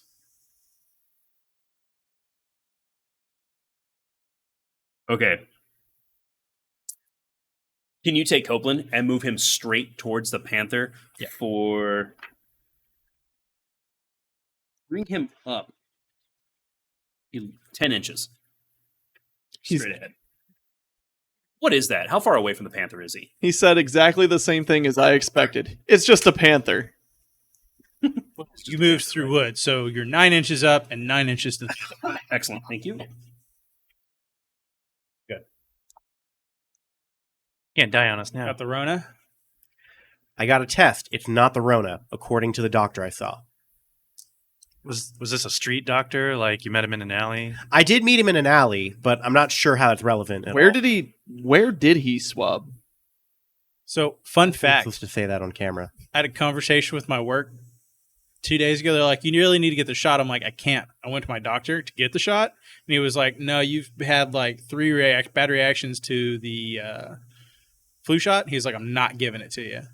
Yikes. And they're like, well, you kind of need to get it. I'm like, you can't tell me that when my doctor told me I'm not supposed to get it. Yikes. So I am fucked. Not that it matters because the shot doesn't protect you much against the Delta anyway. Yeah. Sadly. Delta and Lambda. Yeah.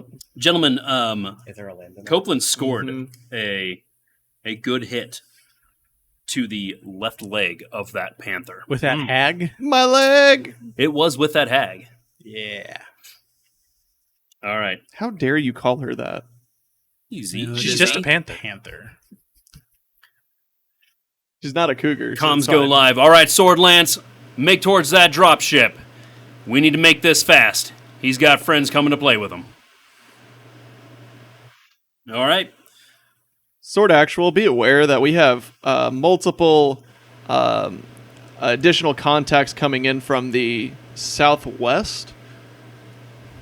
You didn't mean Sword Actual, right? Because Sword Actual is down. What was this? called? Jericho. Sergeant Jericho was Sword Actual. What was? Sword Lance is a Sword Lance. We're Sword Lance. You guys are Sword Lance. He was Sword Actual. Sword 1, 2, 3, 4. right? We but don't what have was- one for Copeland. We yet. didn't have. We didn't. I mean, we're I mean, sure. Copeland was Sword Actual, and then Jericho took that position over Right. from him. So we don't know Yeah, what the fuck he Copeland. is Copeland hasn't been on this continent. Like him showing up was kind of like, hey, last time we talked to you, you got really angry at us for winning an unwinnable situation. He And tried to then you Kobayashi us, also okay? gave us kudos for winning an unwinnable situation. now. Yeah. That's not the important part. Yeah, it's neither here nor there. Hey, shut up, you. I could hear you. I could hear you from there. can hear the sass. Yeah, I could.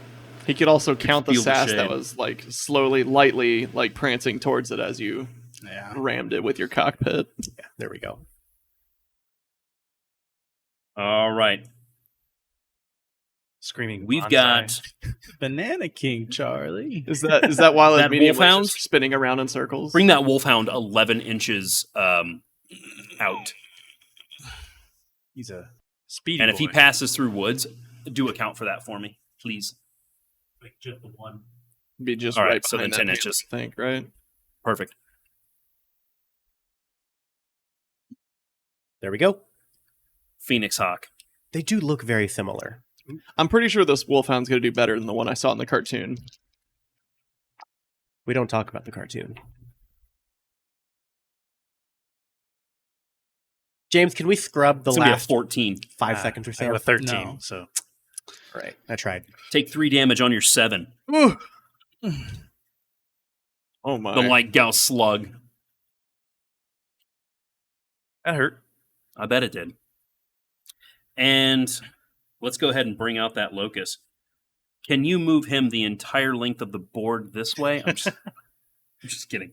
I'm just kidding, okay? Oh, so he has mask. I got it. Okay.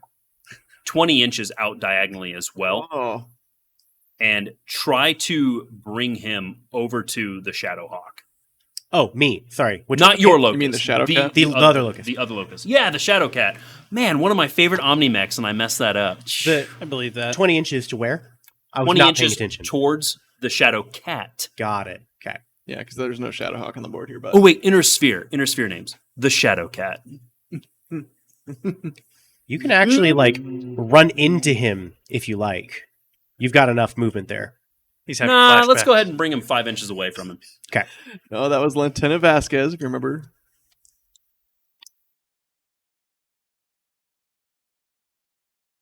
All I remember about Lieutenant Vasquez is what Hudson said to her. You ever been mistaken for a man? No? Have you? Love that line. All right.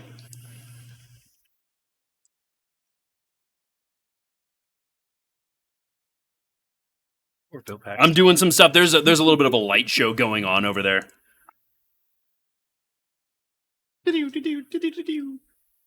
Makes that noise. Pew, pew, pew, pew, pew. Not that any of you are watching, but yeah, there is a little bit of a laser light show going on over there. And it's not looking good either. Who has line of sight on Copeland? I don't. I might. Possibly. kind of do. You do, because it'd only be... in between those trees right too. Yeah. Okay. Yeah, you can definitely see the laser light show that's going on as that locust just like ran right up to him. You also notice that it looks like maybe he sustained some damage prior to this engagement. Okay. That brings us to Doc. How you feeling with that light torso armor? I'm feeling a few tons lighter. I also ate Taco Bell. All right. So I am going to first let me check my range. I want to see just how far I am. I'm pretty sure they're just out of my long.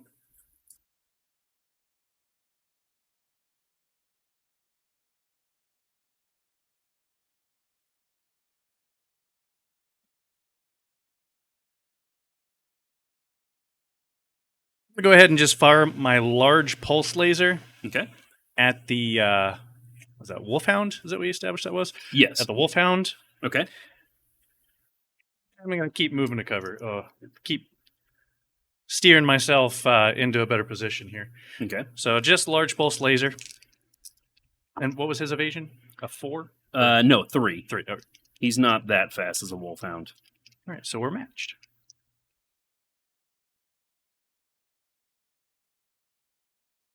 $14. That beats my 12. Okay. That's going to be 3 damage to his Head. Oh. 9. You managed to hit his leg. My leg. All right. Stitching up some armor, loosening it up Yep. for future hits. Let's see what else you got. I'm going to go ahead and move on over because everything else is out of range. Okay. Yeah. Ellis Hughes, after he makes Planetfall one more time. Oh wait, that's the first time you jumped, isn't it? In this Mhm. game. It was last game when you guys were Yeah. Jump crazy. BFA happy. Oh, yeah. Hey, listen. Can I send a message to Major Copeland? Yeah. I'm assuming just open comm still. Yeah. Okay. Major Copeland, you look like you're under heavy fire there. Do you need any backup? Heavy fire from a locust? I mean, and a You panther, guys were educated. and a panther and a wolfhound. It's just a panther. Look, just make it to that nav point like I commanded. I need you there. Roger that, Major. But you can shoot while backing up.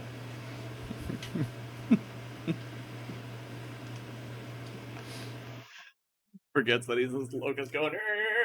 I don't. I don't think I can actually Pew, pew, see pew. anything clearly while backing up, so I'm just gonna back up.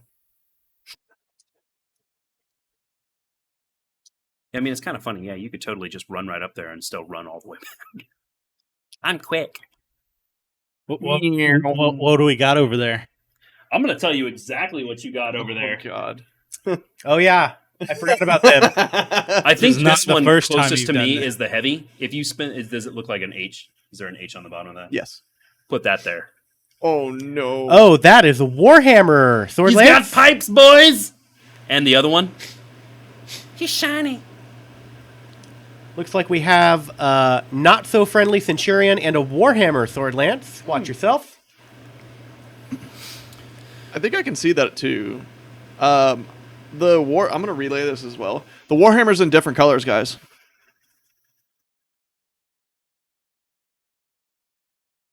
Good? Good. All right, Cole. Mr. Edward Cole, Yes. whose personal weapon is possibly bigger than his mech.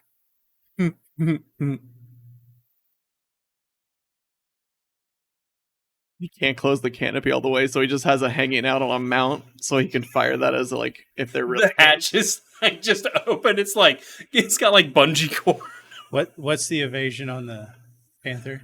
The panther's evasion is 2. Yes, because it's a panther. Because it's a panther. Okay, I'm gonna shoot at the panther. I don't think you're gonna hit. think I'm gonna hit either. Oh. 5. Oh my god. I rolled boxcars. That's 18 you're looking at. Okay. Yes, in the Panther, he was like, I mean, it was long range, baby. through woods, Tip of the spear here. not from a panther. maybe like the back end of the shaft. What are you spending this plot point on?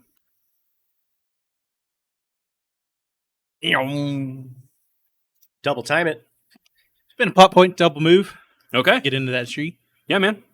You good? Yep, I'm good. All right. Bring it down, Nathaniel. All right. So I've now seen these come into view. Unfortunately, those are no longer a priority for me. So I'm going to go ahead and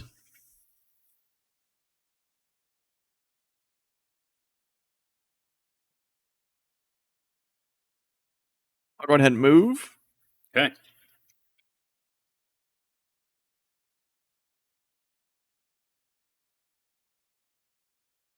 Yes.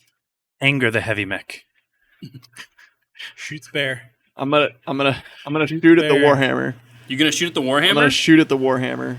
Hey, man, he's got armor for days. Bring it. He's You're poking- plucky. He's poking the bear. I really hope. I am shooting with my MRMs. Okay. You do want to hit, right?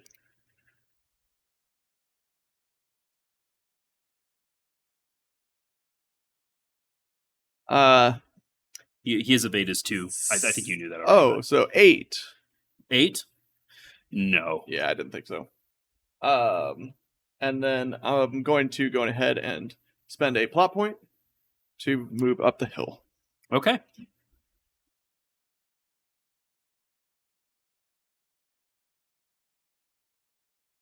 Is that your turn? Yeah, I'm since I'm not firing my laser, I'm gonna cool down one.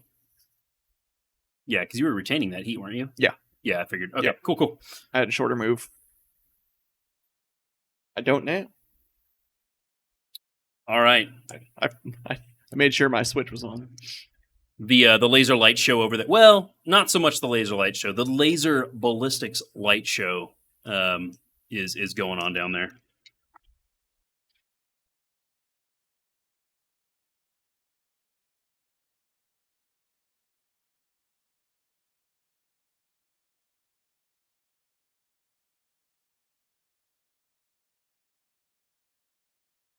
That hag just pops off, and you see a large section of the locust just fall off. For those of you who can actually see that action happening, It's probably just me.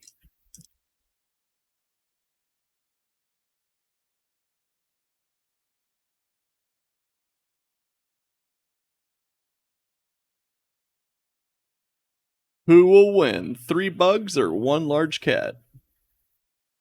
Medium-sized cat. Bugs. you see a series of AP Gauss rifles on his torso just tear off pretty much all the center torso armor on the locust. Good.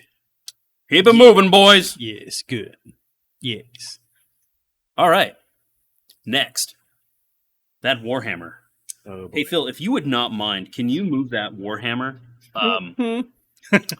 Can you do 5 inches up and onto towards your wasp? 4 inches. Nah, it's gonna be 4 after everything's all said and done. No, because he's actually running up that thing.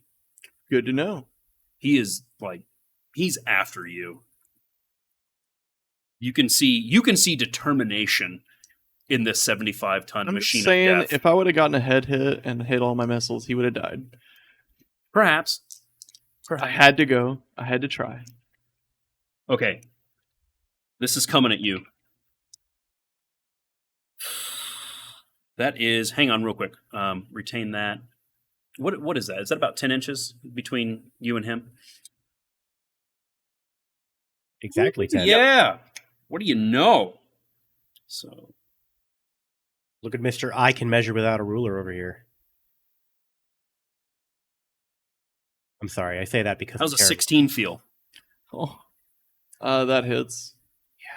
This is a big old blue light coming at you. About to lose my soul, boys. Heavy PPC or something.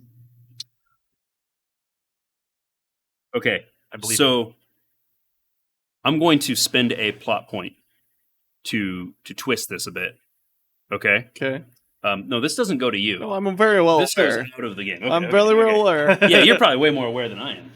I'm concerned because I might have to take it off the board and put a giant flame Well, there. As you know, in Destiny, I can't necessarily use a plot point to actually like hinder you. Okay, It's true. So I'm going to tell you this. Your last few months of live fire engagements have certainly honed you. I think we all can see that you become a lot better mech warrior here. You're hitting the hell out of things with these MRMs. And you can see that this is quite possibly the biggest PPC blast that you have ever encountered, and it spooks you. And as this thing hits you, and all the alarm klaxons are going off, you just ripcord straight out, because that thing is going to core you. Ooh. Okay. I need to make a piloting check. Nope. No, you're out of your mech. You were just, No, it's just these. Okay. So I will spend a plot point so I don't take any damage. It's both of them. It's all your remaining ones. Oh, okay. yeah. Sorry, sir. Nope, that's okay. You are yeah, man. You done. Dang. Next, that Centurion. Lance, we have significantly worse news now. Mm-hmm. Someone see if they can find Sword 4 on their way to the dropship. That Centurion, if you would not mind moving him 5 inches straight ahead, he does not have to come up.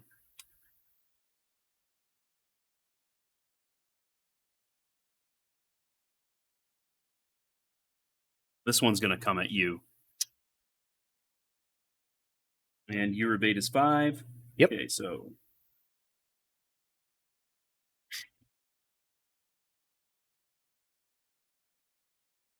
okay. That's 14, but I did not account for my range. I'm really sorry. So that's at you. That's probably like a foot away. So 12. That's a 12. I also rolled a 12. All right. You're going to be taking 4 damage as that LBX 10 hits you right in the 3. Well, whatever it is, I'm But losing it's it. rolled. There it is. Remember, it's rolled individually. It's a cluster weapon. Slug. Oh, it's like Slug rounds. There goes my right arm, and with it, one of my medium pulse lasers. But good call. Yeah, I just... All right. Next. Thin blue light coming right at you. That's an 11. That is a 12. All right. And then a salvo of LRMs. Oh my. Oh no. That is an 11 again. That's a 6. All right. Artemis 4. Call it out. What is it doing for me? Artie. Yep. It gives you, if it's a 1, it's a 2. If it's a 2, it's a 3. Thank you. And that is that a 5 as well? You are taking 1 damage on your head. Is it an LRM 5 or 10? It's a 10. Okay. I'm just saying, if it was a 5, can you have Artemis on a 5 anyway? Does that raise your maximum as well? Because I know on an LRM 5, it's Doesn't 1 matter and 1. because no other matter. missiles. Okay, You're just taking gotcha. the 1 pip on your head. I Got it. believe you need to make a pilot check. All right, let's do that. Correct? That's a 10. Beats what I've got. All right. Okay. Final thing. He's doing all the lasers, which is just 1. Just so you know.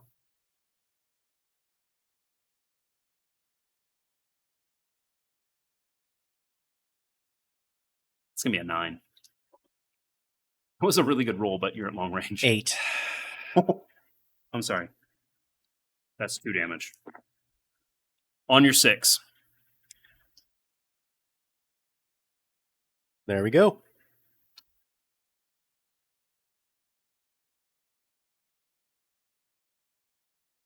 General comms. NEIS mech warriors, power down your mechs. Surrender. You are outmatched, outgunned. I'm not going to reply, but I will probably emphasize to Sword Lance that now is the time to get the hell out of here. Yeah. No response? Noted. Doesn't have to be messy. Power down. All right. That Wolfhound.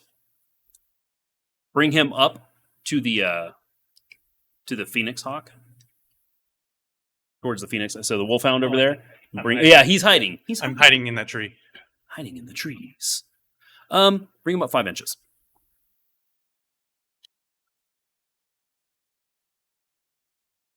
So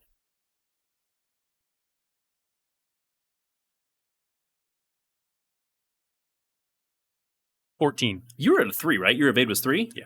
Okay, that's right. Okay, so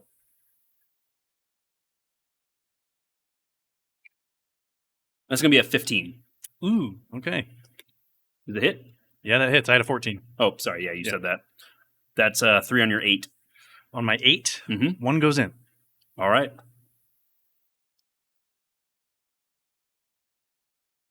Not gonna like this. That shot went critical. Oof. That is a 6. That is an engine hit. Okay. The temperature in the cockpit just skyrockets. You can tell that the engine shielding has been cracked. Got it. Okay. All right. Okay. That's all the weapons he has. And let's move in with that Locust. Doing all this dice rolling behind the screen here. Sorry about this. But yeah, light show. Ha!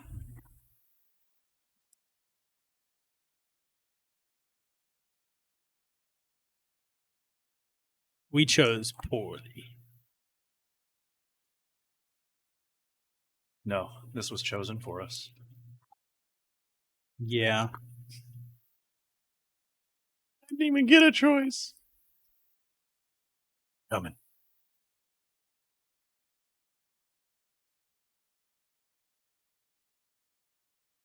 You can still see this war raging over there, right? Yes, I can still see at least the locust. And You can see the Locust is aiming more downwards. You can probably still see all 3 of those mechs. Yeah, certainly aiming more downwards. You can kind of piece together that he's trying to take the legs out from under him. All right, and let's see. That goes back to you, Doc. all right. So I'm going to take this as a note to see if I can't move as quickly as I can in the opposite direction. Okay. So, Remember, you still got points. yep. Gonna double move here in a moment. First off, I'm gonna move with mask that way. Okay.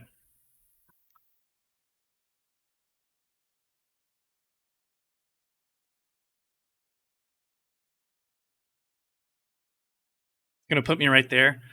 Do I see his ejection pod, Fowler's ejection pod, at all? You don't see it, but since you're actually actively looking, Mhm. you can definitely tell where the beacon is on your radar. Got it. Is it close by or is it off the field? It's over here. You can tell he landed on the opposite side, to your left of where Edward's mech is. Got it. I'm gonna head towards that ping. I'm gonna Okay. spend a point to double move. Cool.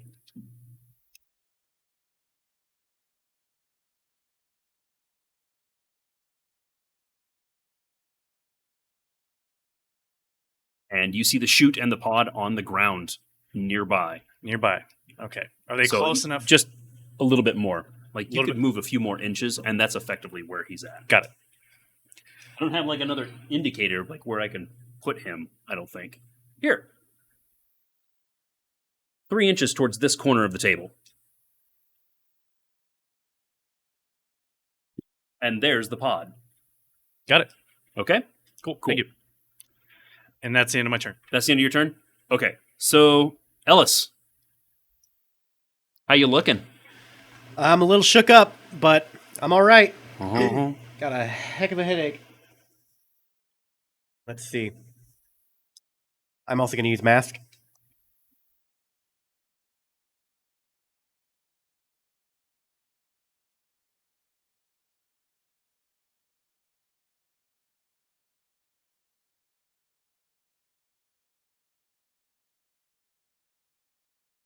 Good 12 Solid inches. foot long from Subway.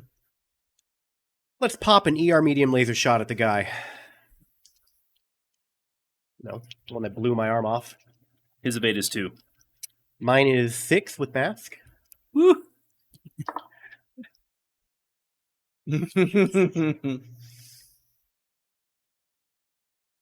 13. Beats an 11. All right. I rolled pretty bad.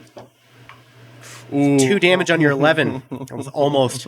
Oh, so close. Almost. On the 11, huh? Mm-hmm. That's cute, Mech Warrior. Pretty sure that just tickled a little bit. Torso's twisting towards you. Yeah, that was a bad idea, Sword Lance. That's all I can do. Okay. So, Cole. Okay. What was your character's name? I forget the. Oh, Doc. Doc, pick up Fowler and get out of here. Get out. like, get out, or No, just get out of here. okay.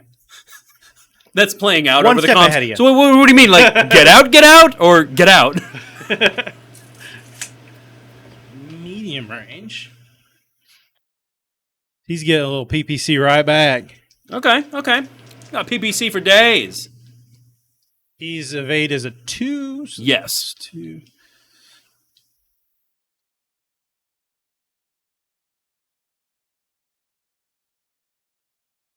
$16. Yes.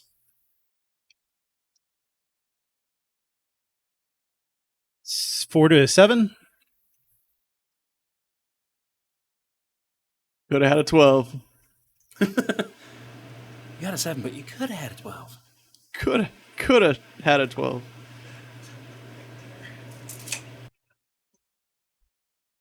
All right. What else you got? That's all I got. That's all you got? That's all I got. Fowler, what I'm do ac- you got? I'm actually unconscious. Are you unconscious? Yes. So Oh, yeah. Yeah, Uh, that's right, because... okay. via the flash of light, I managed to hit the ejection, but I actually pass out. So Bummer, dude. Well, you can still roll to see if you're awake now. You get it once per turn. normally, yes. Can you move Copeland? Major Copeland needs to come towards me 8 inches.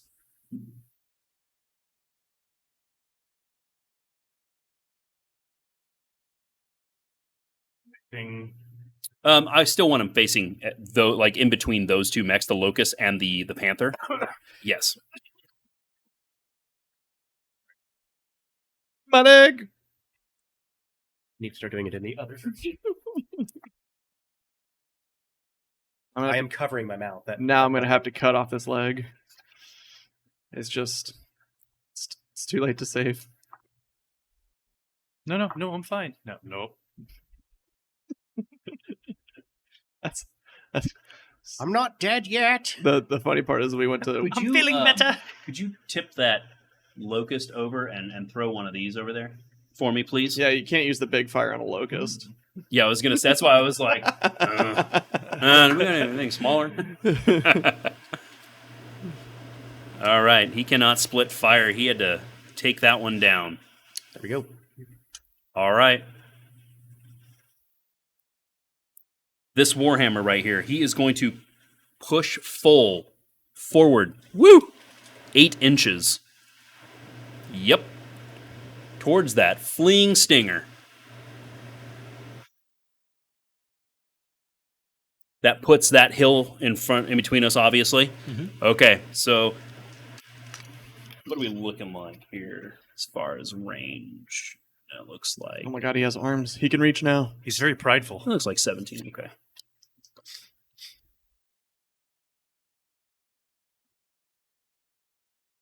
Putting us along. Prideful for a heavy mech trying to take down a bunch of lights. So 16. Yeah, dude, that is a 16 on the nose. Have some of this on your 10. That's going to be Good 5 damage on your 10. Yeah, I'm dead. Wow. All right. You're not dead. That's your left arm. On the 10? I mean, it did. Yeah, it takes off your 10. Okay, I have 2 in. You have 2 in. Not in, but yeah. Okay, like 2 into armor on your on your center torso. Yes. Okay. Listen up, Stinger Pilot. I'm giving you one chance. You power that mech down now.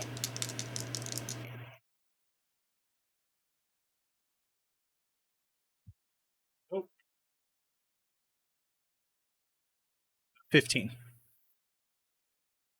No, that is not going to hit. All right. LRM's leaving the tubes. And we were at 7, so this puts it at medium. Okay. Ditch it up. It's a 16 again. It's a 16 again. Yeah, this is gonna hit. I'm positive once I get done like doing the math here. Okay. Because that's a 17.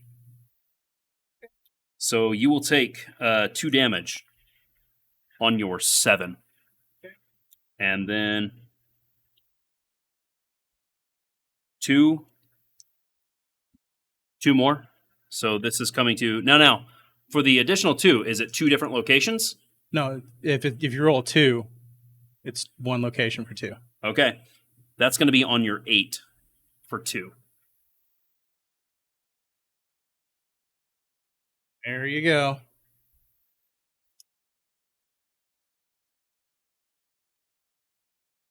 While you're hunting for that, you see his mech just pop its top. It's the Stinger. You don't actually see the ejection seat. You actually see the whole head Oh, he's got the whole full Just- head ejection. Yeah. just lift straight off into the air, and it kind of arcs to the right, to your left, over here. So You have 2 more beacons on the other side. cool. Thanks. Can you grab that beacon and basically just put it like right where these hexes are joining? Yeah, got it. Right there. Cool. All right. And that Centurion, can you move him up that 4 inches? So I want him to move 5 total inches, but I want him up towards the locust. So from where he's at, 4 inches towards the locust. I don't want the tree between him and the locust. Like over there. Yeah, right there.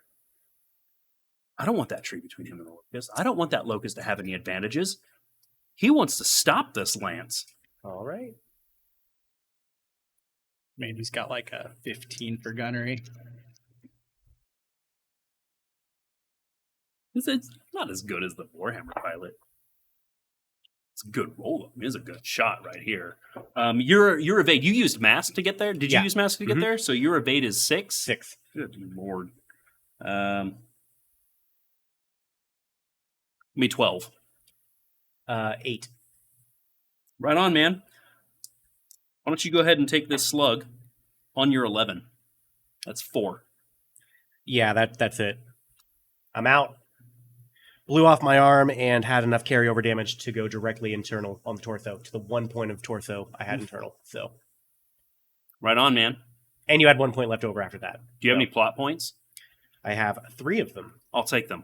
There you go.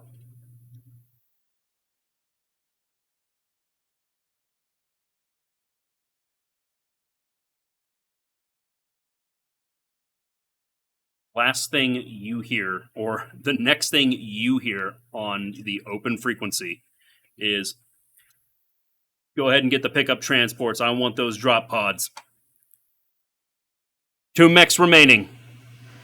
If you feel like you got a shot, you can die today. Power down your mech.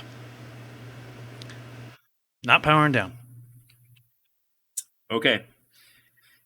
All right, then. We'll just go ahead and... Doc, what do you got? So, Phoenix Hawk has hand actuators, right? Like hands, I can pick things up On one of them, on one of them. Okay. I think with the Dark Age Phoenix Hawk, correct me if I'm wrong, I do not believe he is holding that weapon No. to where he can let it go, like the older, like way older one. It's attached Yeah. to the hand. Okay. Yeah, so you have hand actuator on your left hand. On left hand. So, I'm going to move up here, Mhm. pick up his pod. Okay. Do I need to roll piloting or anything like that to do so, or is it just a? Ooh, that's a good question. I would imagine not. I mean, you're in a combat situation, but at the same time, like that's all you're probably going to do. You're not going to shoot. I'm not going to shoot. I'm just going to pick him up and then double move and continue to. Yeah, I don't think you. I mean, James, you wouldn't make him roll for a piloting check to pick him up, would you? Where you going, sir? Scoop me up like I'm a just going to football. keep this with him, so as the pod So designator. you just remember that you have him. Yeah. Cool. And I'm going to move up and position myself between any incoming fire from that direction and his pod. Sword Okay. one. Look at you. Yeah. Using that weak rear armor to defend your fallen comrades. The A lot guy's a better. real mensch, okay? It's a lot better than the weak frontal armor I have as well. Oh yeah, that's right. See, the idea is he knows he's going to die, so he has to punch through the back Yeah. armor Yeah. into the internal structure and then back through the front armor. It's genius, actually. So genius. All right, Ellis. Speaking of genius, Yeah, I have no idea where I'm landing. so you're up here. I'll put you There's one more beacon down there. right up here. Okay. I don't have any plat points left. Thanks, Will. That's perfect. Can I make? Yes, it's not really a piloting roll. Yeah, I think you do Maybe need to a give me a will? piloting roll basically to see if you are you awake. If I'm conscious, Yeah. okay. That's a 12. Yeah, you're awake. Can I make a willpower roll to just try and shake it off and just book it to the beacon? Just like get out, Just get out, unstrap, Unstrap and just friggin' book it. 5. literally rolled a 6. Ah. You unstrapped Mhm. and you're like taking stock of like, okay, here's the bad part. As you unstrap and you're starting to run, Mhm. you hear 4 aerospace fighters just screaming overhead, and you hear massive explosions. I don't wanna you look up. Also start seeing PPC fire going skyward. Oh boy. Not sure what to do with that information because I don't think I can radio my team at all, but all right. Yeah, you can't really see the drop ship from where you're at. It's Okay. behind some trees, Got it. but you definitely see that it's fairly close. Mhm. But yeah, those aerospace fighters are not concerned with the fight that's raging over here. Mhm. They just want that drop ship. Right. Okay. You are done, sir. Edward Cole. I can't do anything. I'm unconscious. Okay. Yep. All right. Copeland's going to continue the fight over there.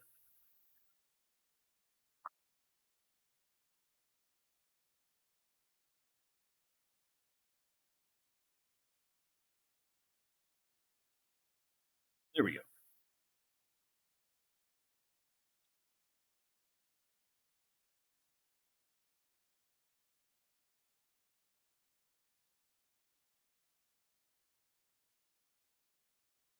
Can you move him 8 inches towards the scimitar? The flaming scimitar in the center of the board? You're right on him. Do you want him to be in front, back? To that side next to him.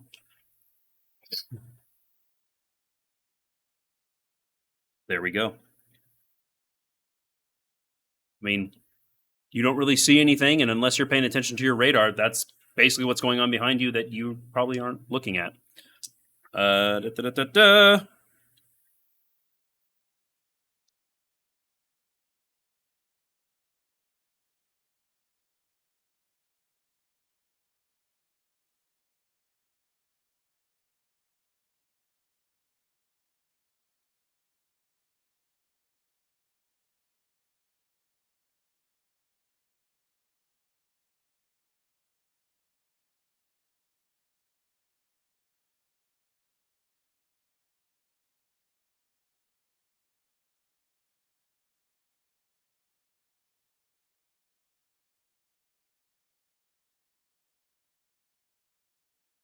What is going on behind there is the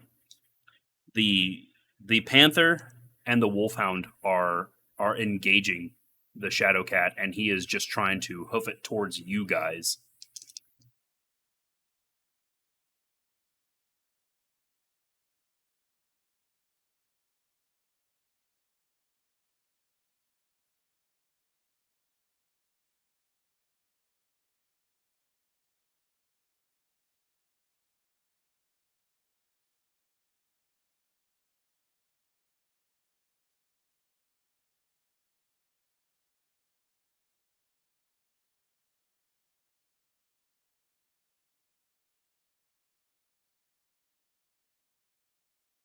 The IFF on your radar, Mhm.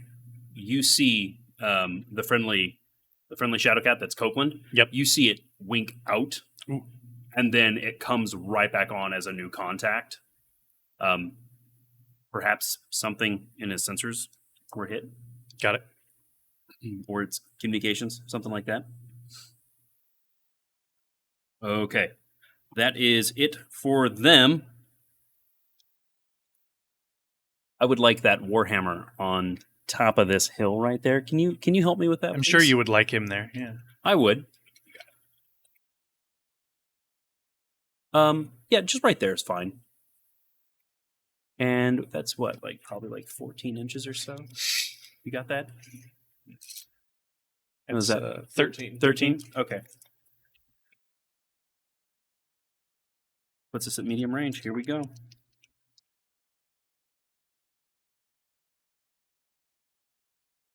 I admire what you're doing over there. I could miss, and it could be the end of your friends. I want you to power that mech down. I'm going to stay in between the 10. That's a 15. Oof.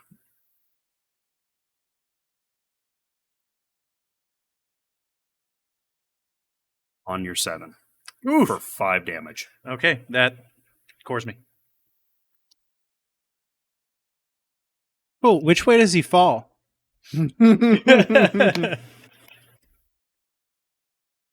I'm in his hands. Looks like on game 1 we have no character deaths. Yet. That mech does erupt. One thing I do want to actually comment on, though, is you're unconscious. So I'm gonna, even though you can't really do anything about this, I want you to roll your dice, and I'm just gonna do a straight roll off between you and me. 7. Okay. You beat my roll by 1. Okay. So as your drop pod, your ejection pod drops from his mech's hands, you fall basically like 3 meters from off the ground. Okay. You're still unconscious. Oh, good. Yeah. You're doing not so good right now. Like you're getting banged up. I mean, the 5-point harness has like just carved itself into your flesh. I mean, it's bad. Like you're gonna be bruised for a while. All right. Those pods are meant to go like hundreds of meters in the air. I don't even know that you carried me like a football at this point, so. All He right. doesn't feel it so now. He's fine.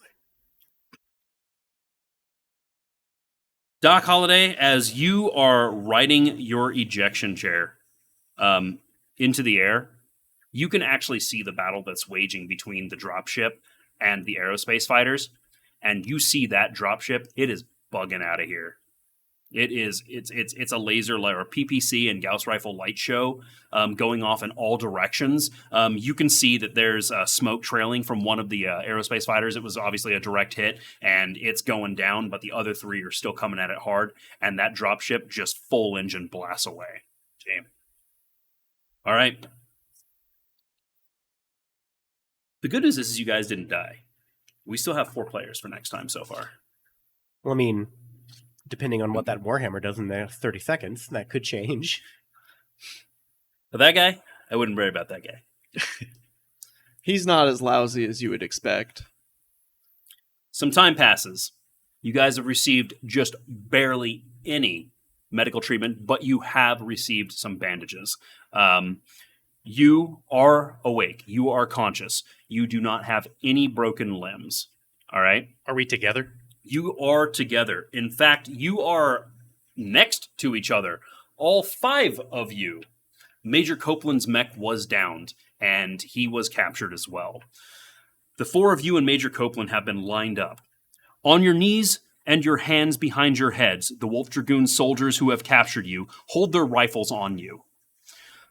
Some of the remaining Dragoon battle mechs, the ones that are still standing, are standing guard, while a few of the others begin a combat patrol.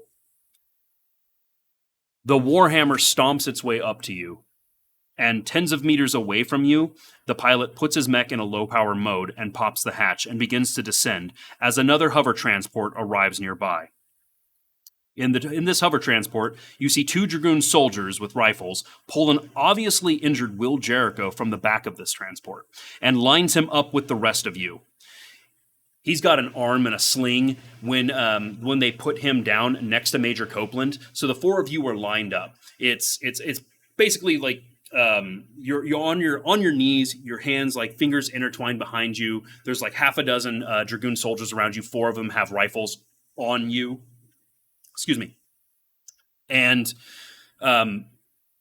even though he's on the opposite side of Copeland, it's right next to Copeland is Edward Cole, and then it's Ellis, and then Nathaniel, and you're on the very end. Okay, you on the very end can smell burned flesh. Like whatever happened. Clearly, something that PPC blast that you think you heard over the comms probably went off right next to him or hit right next to him. So he's got some singed flesh. He does not look very good. I have medical knowledge. Is it life-threatening? It doesn't appear to be life-threatening. You know, medical technology, the way it is in the this century, is pretty much he'll live, but he's got to be in obvious pain. Right now, he's putting on a brave face. I mean, the guy is a soldier. He's a hard ass. You know this. You've known this guy for like only a year. Yep. Okay. So one of the soldiers that actually that brought Jericho over and put him down by you, he looks to the pilot of the Warhammer who just reached you guys. Okay, this guy, he's tall, Caucasian, muscular build. He's got a sidearm. He's got like a bolt thrower on his hip. But other than that, he's in his Mech Warrior togs and boots. The guy says to him, "This is the survivor from the mobile HQ you took out, sir. He isn't talking." The Mech Warrior looks at him and then looks back at you guys. "Very good, Private. You fellas caused a hell of a lot of trouble for us. I want names and ranks." Is he the Warhammer pilot? Is he a Drac or is he? These are all Dragoons. They're all Dragoons. Yeah, you can see Okay. like the wolf on the wolf emblem on all of them. Yes, his mech was painted a different color, but the scheme of the paint was the same. Well, names, ranks. Just gonna spit at him. Okay. He's not impressed. Copeland speaks up. "First Prince, Hans Davian. Federated Sons. This here is Victor, Peter, Arthur, and Joshua." He nods to Jericho and says, "That one's Devlin Stone." Still not impressed. You know, we put up a lot of fuss for you guys. Actually, we'll tell you, my name's Jamie Wolf. You know, he used to own a planet in the Federated Sons. You know. Bit of a I can see you backhand. guys were All the right. funny kids in class. So are you working for Drax? That never went wrong for you in the past, did it? And I'm gonna spit at him again. He takes like an obvious couple steps backward. Does not want to get spit on again. He's not having none of this. Look, New Avalon's a beautiful place, and we're not looking to tear it up any more than we must. Make it easy on us. Where were you headed? Were you headed to the dropship? Where was that dropship headed? I didn't see a dropship. Did you Where's- see a dropship? Where's your mom's house? You probably landed a dropship somewhere around her ass. As you guys are razzing the Dragoon's mech warrior, you can hear the buffeting of air as a VTOL approaches you guys. As it gets a little bit closer, you can see a red disc with the Black Serpent Dragon emblem on it. And it lands nearby the hover transport, and 4 men exit from the side. One of them carries himself real tall, real proud. You can definitely tell there's some arrogance with this one. The other 2 are armed guards. They have auto rifles, and the 4th, they are actually dragging him out of the helicopter. And the 2 guards are dragging this guy behind the arrogant-looking one. The one that's in the lead, he's real lean, he's muscular. He's got a field uniform, a battlefield uniform on, but it's super clean and pressed, real crisp. His hair's short, jet black. You can tell he's a DCMS colonel. And the Dragoon soldier turns, bows his head to him. Tysaw Kurtzen, how nice of you to visit us. And this Tysaw, he doesn't have like the obvious stereotypical Japanese heritage of most officers in the DCMS. And he doesn't look at the Dragoon. He's actually just staring at you guys. You can tell he has dark pupils. He's I guess irises, dark irises. Mm-hmm. Yeah, I guess that's it. Yeah, everyone's got dark pupils. It's weird. Everybody does. Yeah. This guy's got dark pupils, and you're like, how normal? Noted. He doesn't have cataracts. There you go. Okay, yeah, so he has dark irises. Like, his eyes are real dark. And it's almost as though he's looking through you when he reaches, like, his eyes reach your face. Okay? And he says, the honor is mine, Lieutenant Harrigan. This Dragoon's Lieutenant Harrigan, Dragoon mech warrior. His name is Lieutenant Harrigan. He says, they put up a hell of a fight, but they shouldn't be much trouble after today. It's a wonder they are even here at all, wouldn't you say, Colonel? And he's referring to the guy that his guards dragged with him. And you can see he's in Armed Forces of the Federated Sun's uniform. It's torn. The guy has been clearly tortured. He's been beaten up. He's got one eye that's so swollen it's shut. But you can see from his rank insignia that, yeah, he is a colonel with the AFFS. Colonel, you told us there was no unit out here. In fact, I believe you were very clear on that when my men were questioning you. Were you not? The colonel, who's been beaten badly, he lifts his head high enough to respond, and he says, go to hell, snake. And he spits. Spit hits the Tysaw right in the chest, and it's real thick and bloody. A lot of spit flying around with you guys, huh? Federated Suns guys, you like to spit a lot? You took away our autocannons. We're making do. Yeah.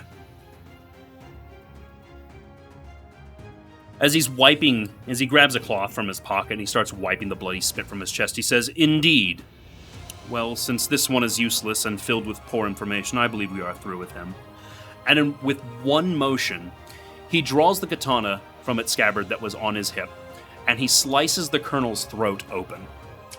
And then he snaps the blade to get the blood off it and resheathes it, all in one fluid motion.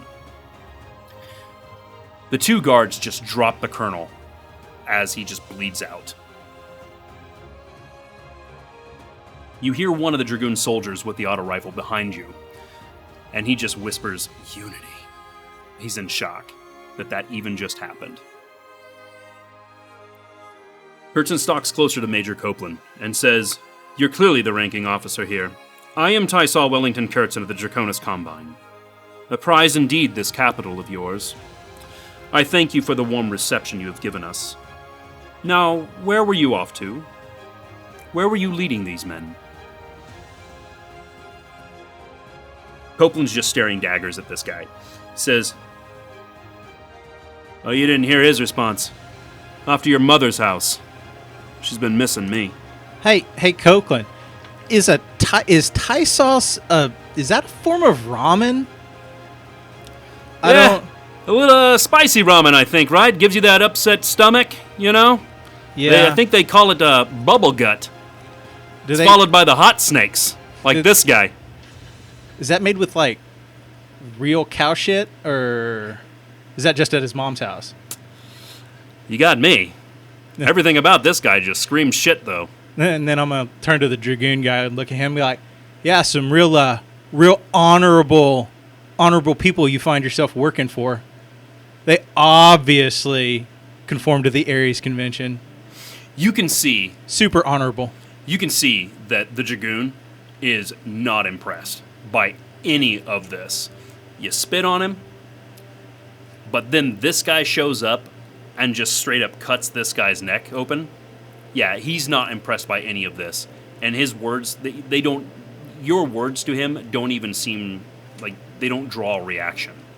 He's just kind of like, what the hell is going on here? You know? Kurtzen smiles at both you and Copeland. A gaff. Yes, funny, indeed. Lieutenant Harrigan, hand me your sidearm. And you can see that Harrigan's, he's kind of hesitating, like, what? And he says, with respect, Tysaw, I do not think he will be of any use to us, any value, if he's dead. Interesting, Lieutenant. I did not know the dragon paid you for your thoughts. Hand me your sidearm, Lieutenant. Harrigan lets out an audible sigh, unholsters his pistol, and he hands it to Kurtzen. Handle first. He raises the pistol without hesitation and shoots Jericho in the head. The shot just rings out through the forest. Jericho falls, missing part of his skull. Copeland loses it, and he straight up just gets up and charges towards this guy. You Drax son of a bitch! Hey. As soon as this happens, We're bound, right? no, you were on your knees, just fingers intertwined. Okay. I want to reach down, grab one of my spare cans for the war crimes machine. And I'm going, because they're just, all they are is they're just in plastic. They're just sealed. Mhm. I'm going to throw it at him. Is it just on like your uniform? Well, they're in. Oh yeah, in your pouch. Okay. I'm going to throw it at him and then attempt to stick it with a knife at his feet. You're gonna throw it It's at the DCMS colonel. It's hyperbolic. Uh huh. And then I'm going to poke it. And you're gonna poke it.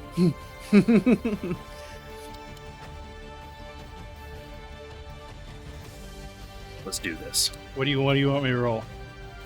That's gonna be probably reflex, right? Yeah.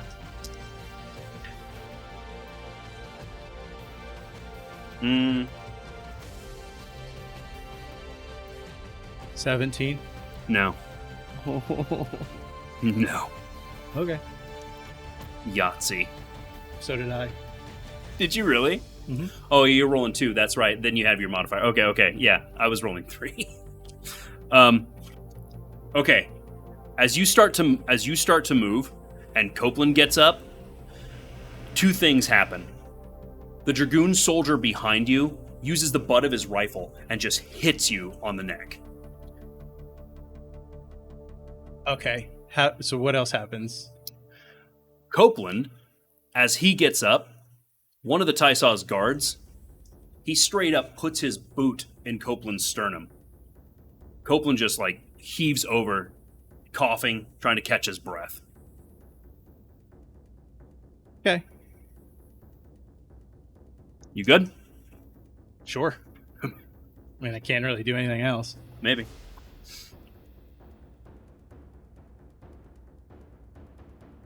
Kurtzen looks down at Copeland as the man's trying to catch his breath. Useless, he says as he raises the gun to Copeland's head now. The Dragoon lieutenant pushes the Tysaw's hand away in time as the pop of the gun goes off. The slug just barely misses Copeland.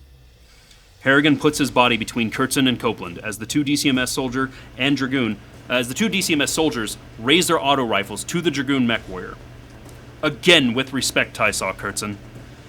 But this man is no good to us dead. You've already, and he's like stumbling on his words, trying to figure out like the best choice of words to say to this guy. He's just nose to nose with him.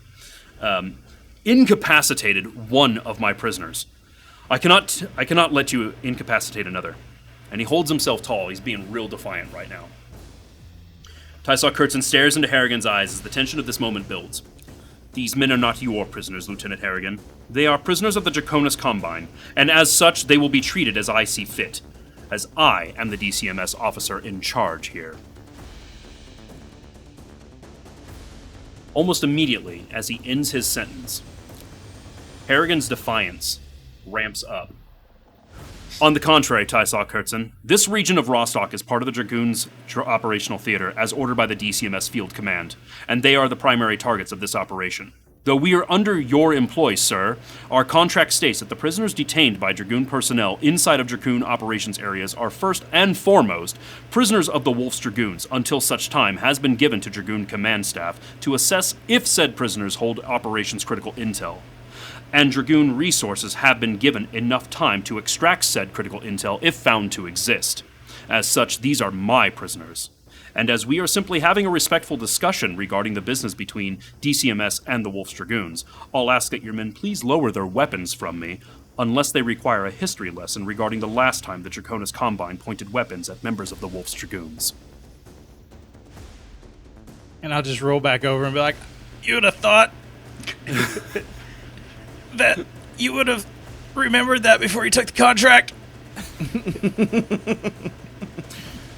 He's just locked eyes with Kurtzen, ignoring your words, not responding. And I'm going to roll in my pain towards the knife that's probably not in my hands anymore. The Dragoon that hit you, he's now put his boot on your chest and put his rifle in your face, and he says, for Unity's sake, please stop. I will just, because I am super strong, I'm just going to grab his ankle and fucking twist him and roll him over. Yeah, dude.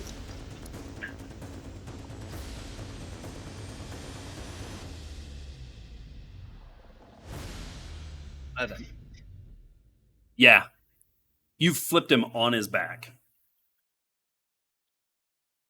Reflex.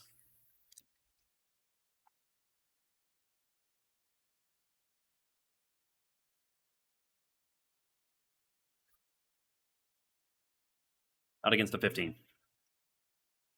What is going to happen now is another Dragoon soldier is going to come over and kick you. Wait, nope. Been an 18. Because Okay. it's reflex twice for physical. Okay. I'm going to shoot. Okay. You okay? Yep. You ready? Yep.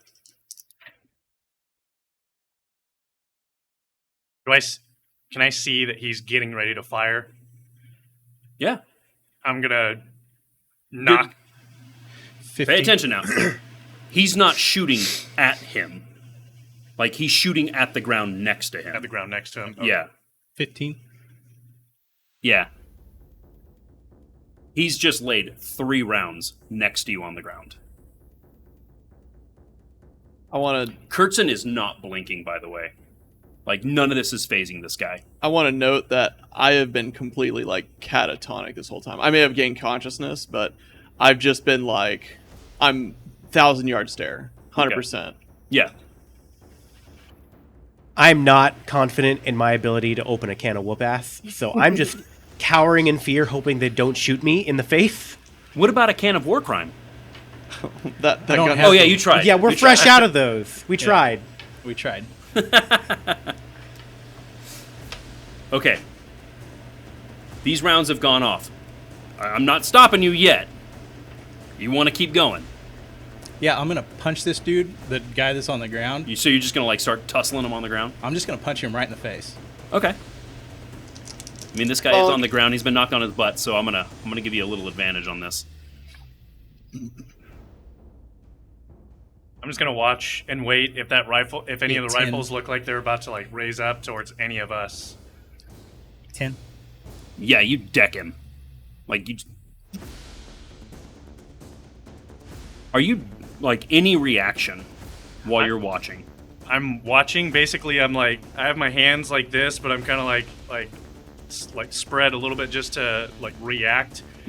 Basically, I'm just getting ready to dodge from any kind of incoming fire, knock these guys down so they're not gonna take any fire or anything like that.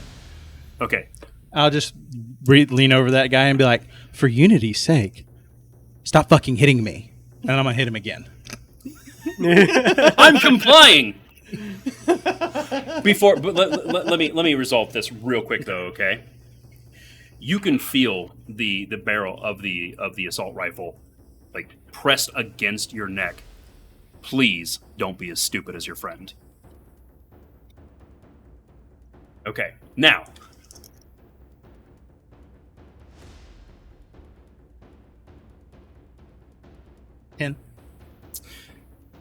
This guy, he deflects your punch, and he just straight up decks you back, or attempts to deck you back.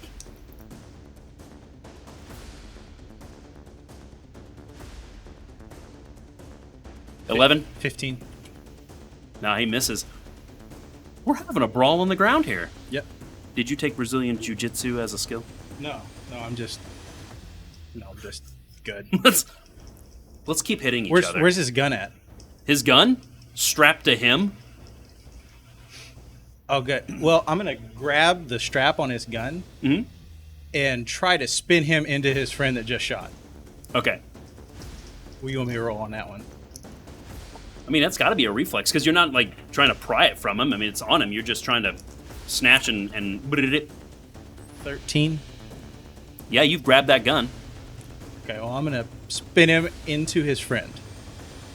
Into his friend? Like which friend? The one that's next to you? The one that just shot me. It shot at me. No, he's at the far end. You're at the far end from him. Yeah, the one that shot at me. Okay.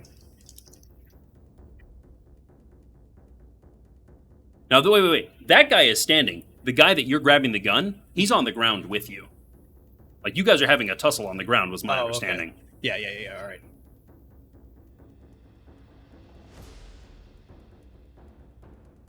Well,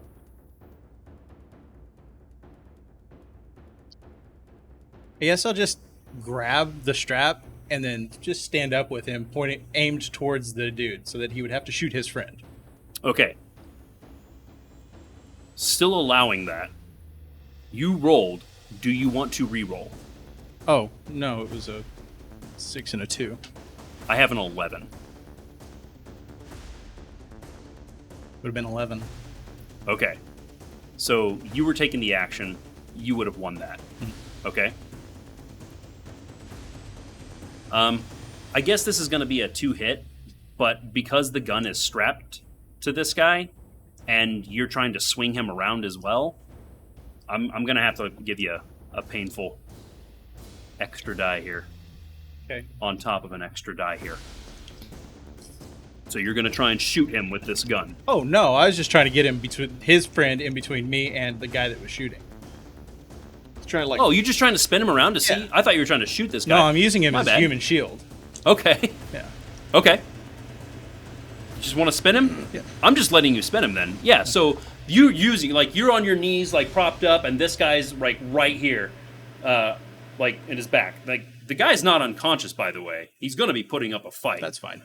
But effectively, you're right there. You're looking at a dragoon. You're looking down the barrel of his rifle. And he's looking at you, and he just said, what are you really trying to accomplish here? It's not exactly like we're 1,000 yards away. No, and it's not exactly like I take contracts with traders either. But, you know, we each do what we do. You're going to be hit, so I need you to roll.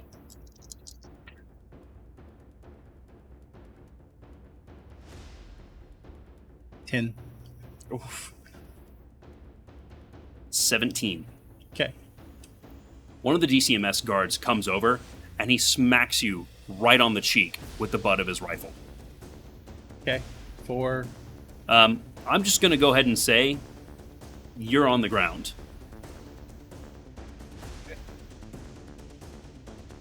Sure. Do you want to keep going? No? You giving up? Yeah, I'm This is giving not the Edward Cole I have come to know. Well, This is not the guy who just tried to ignite We'll explore more. a can of ammo Yeah. in Well- front of everyone. We'll explore his character more later. Good, I hope so. I mean, unless he keeps doing this type of stuff and just winds up dead. Can I just yell at him? Just Jesus Christ, Cole! Just I'm give just derailing things. It's fine. Finally, after the commotion dies down, Kurtzen never broke eye contact with Harrigan. I was about to say there's this like awkward standoff that's happening, and you just have two guys beating the shit out of I each mean, other in the these back. guys are just waiting to see. Okay, I'm gonna keep staring at this guy. Fuck this guy. They just Is they just this start guy over kissing. here gonna get shot? Is this guy gonna die? Ignore Do those I- What the hell's stupids going over on? there. Do I Am I lean, gonna get shot? do I lean in? Does he lean in? Do I meet him halfway? Is it like an 80-20 kind of thing? Who goes in first? Do I tilt my head? Does he have his mouth partially open? Is his tongue sticking out? Is he going to tilt to the right? He's Or not. is he He's gonna not tilt to the mouth breathing. He's not mouth breathing. But he finally gestures to one of the guy who's still got his rifle on Harrigan. He motions for him to lower his weapon. He says, "Very well, Lieutenant Harrigan. You may have your time with these animals. I expect a full report on any intel you extract from them, and then I expect you will hand them over to my section leader for prisoner transfer." He hands Harrigan's sidearm back to him. And then he begins to walk back to the helicopter. The two guards begin to follow him. As they fall into line, Kurtzen stops. "Regarding a history lesson, Lieutenant Harrigan, this is a different time. You'll find the dragon is much stronger now. Stronger leaders, willing to do what it takes to achieve victory over an enemy. Consider where you are standing, and with whom you are standing here with. Good day, Lieutenant." He and his men get in the helicopter, and it takes off. Fly, fly. Fly like an eagle. Not quite. More like a snake with wings. That's called dragon. No, it's not. A wyvern? Wyvern. No, it's also not. Wyvern? I want to say something like tomato, I've heard it both ways, but I've never actually heard it pronounced wyvern. Is it really wyvern? I've actually heard wyvern more How do than you wyvern. pronounce it? I don't trust you. I'd say wyvern. Wyvern. Wyvern? Yeah. I've never heard it that way. I think goodness. Wyvern's more like the Old English, and Wyvern's more like Heard the it modern. both ways. If you, you heard it from James. He takes it both ways. I do take it both ways. We're done. Back to Battletech. No winky. Edit that wink out. Harrigan lets out a sigh of relief. "Corporal, police these bodies, and for unity's sake, give them the respect they deserve." He waves to one of the other Dragoon soldiers. "Get these men in the transport. Get them medical attention as soon as you get back. And make sure the restraints on that one are secure." Make sure you use the same rope that he uses on his mom. The soldier is not impressed by your little joke there. And he tosses a salute to Lieutenant Harrigan and says, "Yes, sir." And they begin placing restraints on all your wrists. The one that puts them on yours, he makes sure the clasps are a little extra notch tighter. And Harrigan Use my strong actually... hand. Harrigan actually... Stop, dude. Harrigan helps Copeland up as another soldier puts him in restraints as well. And he nods to Copeland. And you are all taken to a troop transport and guided to the seats within. All right. Several hours have passed. You've been moved to a holding area, clearly a temporary holding area, at a forward operations base in Rostock. It's a mobile forward operations base. You've received care from the medical staff, and the holding container you're in is basically a metallic shipping container with a large door that has barred windows on it. And while you're sitting there, you basically just have paper cups with water. You've already been fed. I mean, MREs, nothing fancy for you guys. You've just been given food. Whether or not you have eaten it, I mean, that's up to you guys, but you have paper cups of water and you have some MREs in front of you. What flavor is the MRE? This one is corned beef, Oh, I hate corned beef. but it's kind of soupy. You see how that's worse, right? I'm guessing that's the point. Okay. The soldier that dropped it off to you is just like, if you just pretend it's a bowl of snot. It's okay. And then he walks away. Who is administering this? So we have bars. Yeah. There's no like glass or anything. It's just we're in a prison cell. You're in a large metallic shipping container Oh, that has metal slots as windows. okay. So there's no bars that I can like reach out. I mean, the bars are just like these, like, just slats of metal. For some reason, I'm imagining one of those like chicken coop transports, you know. okay. I got But you. just Were you extra going to try a thick. prison break? No, I was going to do something way, way, way worse. You were going to throw the bowl of snot at a Dragoon soldier, were you? Not snot. He's going full baboon. As long as I don't have to. Full baboon. I'm using that from now on. That's now going to be a phrase that I say. That has entered my vernacular. Yeah, there was going to be a place for me to go use the bathroom, and I was not going to use it. I was going to use the hallway outside with my paper cup and just pail it out into the hallway. It's impressive that you could stop midstream just to insult somebody. Yeah. It's an act of fortitude. I am literally like 210 pounds of just sass and anger at this point. I've known some women like that. I'm just kidding. Yeah, I can tell you the pregame stuff. We didn't see much of this. I like it. We also didn't have very much RP in there. Nah. I mean, All right, so time has passed. Like I said, you guys, you received some medical attention. You've been bandaged up. A lot of attention was paid to you. So I mean, effectively, you're banged up. You don't feel great. yeah, I'm honestly, again, like from the state that It hurts. we left the battlefield. Yeah, I'm in pain, but I'm also just like, I'm super distant right now. Mhm. Like I've segregated myself kind of from the group. I'm gonna check on him and see if I can't figure out what's going on. Again, I've got knowledge medical. I want to like check him out. I've got med tech skills and stuff, so I want to like do. I know the. Are you trying to like conceal any information, or are you just like closed down? No, I'm pretty much closed down. Like you might occasionally hear me whisper, like it was just supposed to be garrison duty. It was Okay, It was so- just supposed to be garrison duty. Whether or not you can hear those whispers is effectively what I'm going to have you roll for. So as you're doing this with the med stuff, I'm going to have you roll against him because he's closed down. Okay. So what you're going to pick up from this is effectively what he's going to let out. Is it just going to be a straight roll to roll?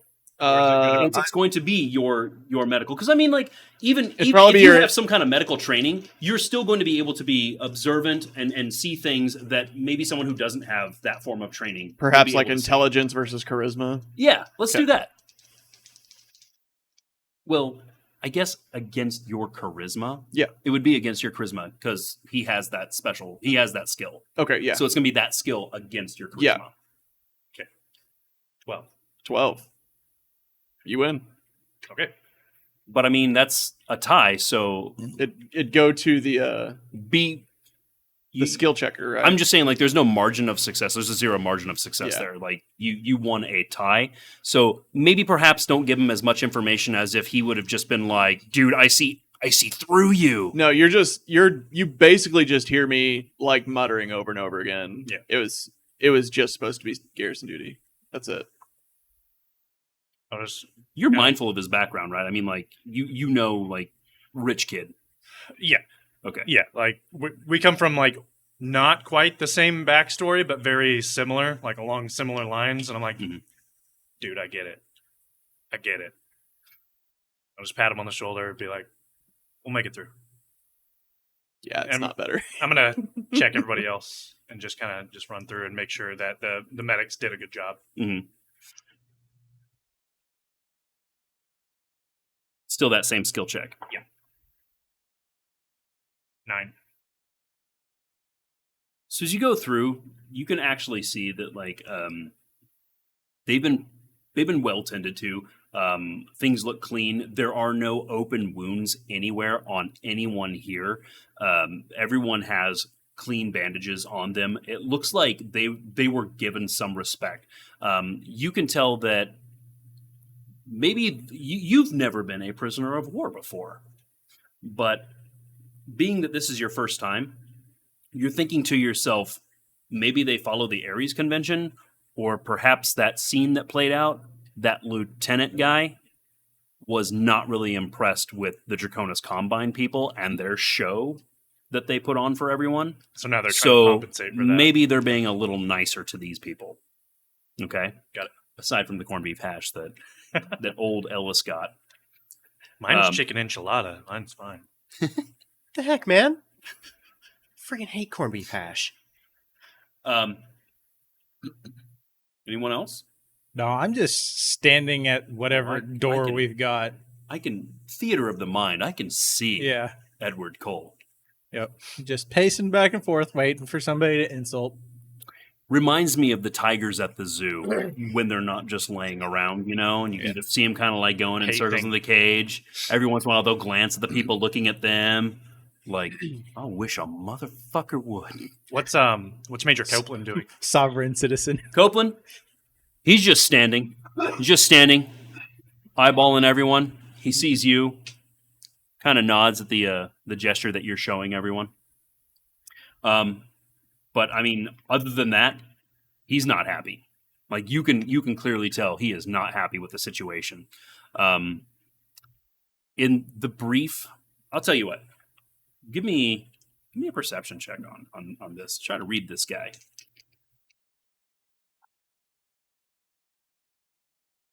It's just a 6. 6? Kind of busy doing the medical stuff and just kind of glancing over at him. Okay. So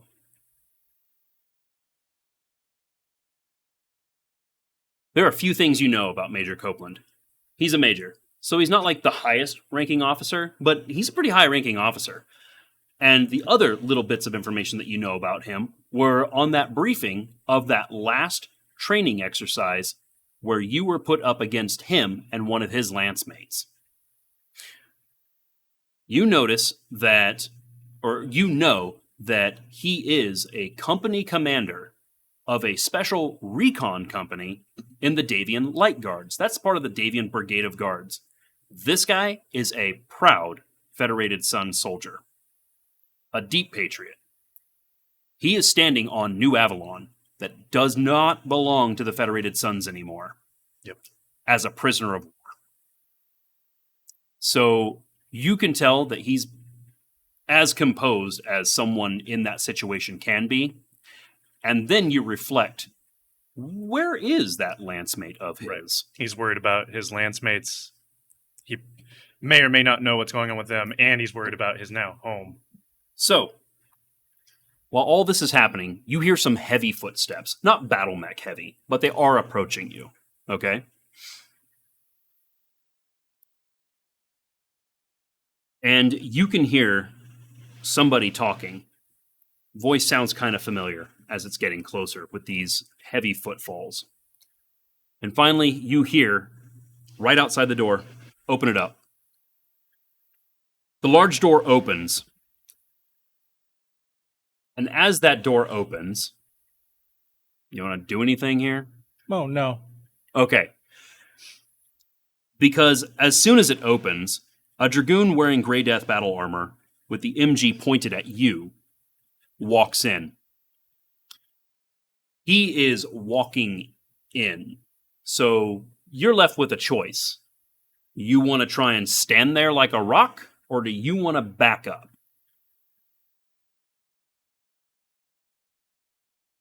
Stand there like a rock. Okay. Seems like something Ed would do. He says, Famous prisoner. last words. He's not stopping, by the way. He says, prisoner, please back up. And as he says this, he puts the MG barrel in your chest and physically moves you backwards. Oh. That's some nice armor you've got there. Those mercenaries aren't traitors. That mouth is going to get you in trouble. And that's exactly what Lieutenant Harrigan says as he walks in. And he turns back to the guard, nods at him. The door closes, and you hear a couple latches. Harrigan turns back to you, and he's looking at Copeland for a little while. And you can see he's holding a small electronic device in one of his hands. And he twists the top, pushes a button in, and you start to hear some light noise, some static emanate from it. And he places it on the ground by the door. And he turns back to you all, looks you all in the face for a moment, and then looks down at the ground and says, "You'll forgive me for bringing in a little insurance." And he gestures to the guy in battle armor. And he says, "Look, I'm tired of the games today. So listen up. I understand your plight, but the fact is that we're here to do a job, and we're fulfilling that job. Unfortunately for you, we've done it quite well. Whether or not you already know this, the AFFS has issued a general retreat from New Avalon today. We believe it was your intention to extract your team, as he says to Copeland, here from New Avalon to join with friendly forces at some rendezvous location. It appears that the DCMS is not going to move on whatever that off-world location is at this time. Therefore, it is not prudent for us to proceed with questioning you for that location. Do you understand what this means for you?"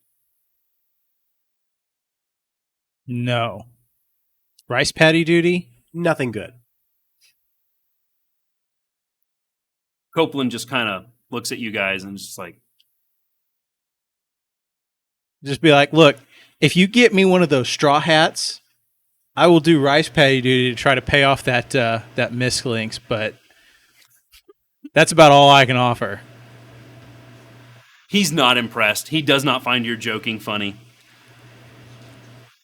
He just kind of glares at you and then looks back at Copeland. He says, "We're required to turn you over to Tysaw Kurtzen."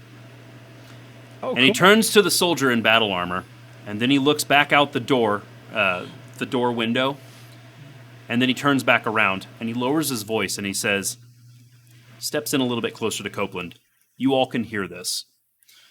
I cannot allow that monster to torture and murder another person if I can help it. What I have arranged for you, you will not like, but it's the best I can do without fully betraying the Dragoons. I have cooked a few reports to indicate that we believe you are harboring valuable information regarding more units in this area." Excuse me. "Given that you're a major in the AFFS, I have recommended that you and this Lance be taken aboard the Red Fang. It's one of our dropships currently off-world in orbit. This is where I've indicated or recommended that an advanced interrogation unit see you and question you. You're set for immediate departure as soon as one of our dropships arrives. It is on approach right now. No. Before you even ask, you will not be questioned. This is what I have put in the report to get you off this planet and away from Kurtzen. You're to be prisoners of the Wolf's Dragoons until we can find a time and place to offload you."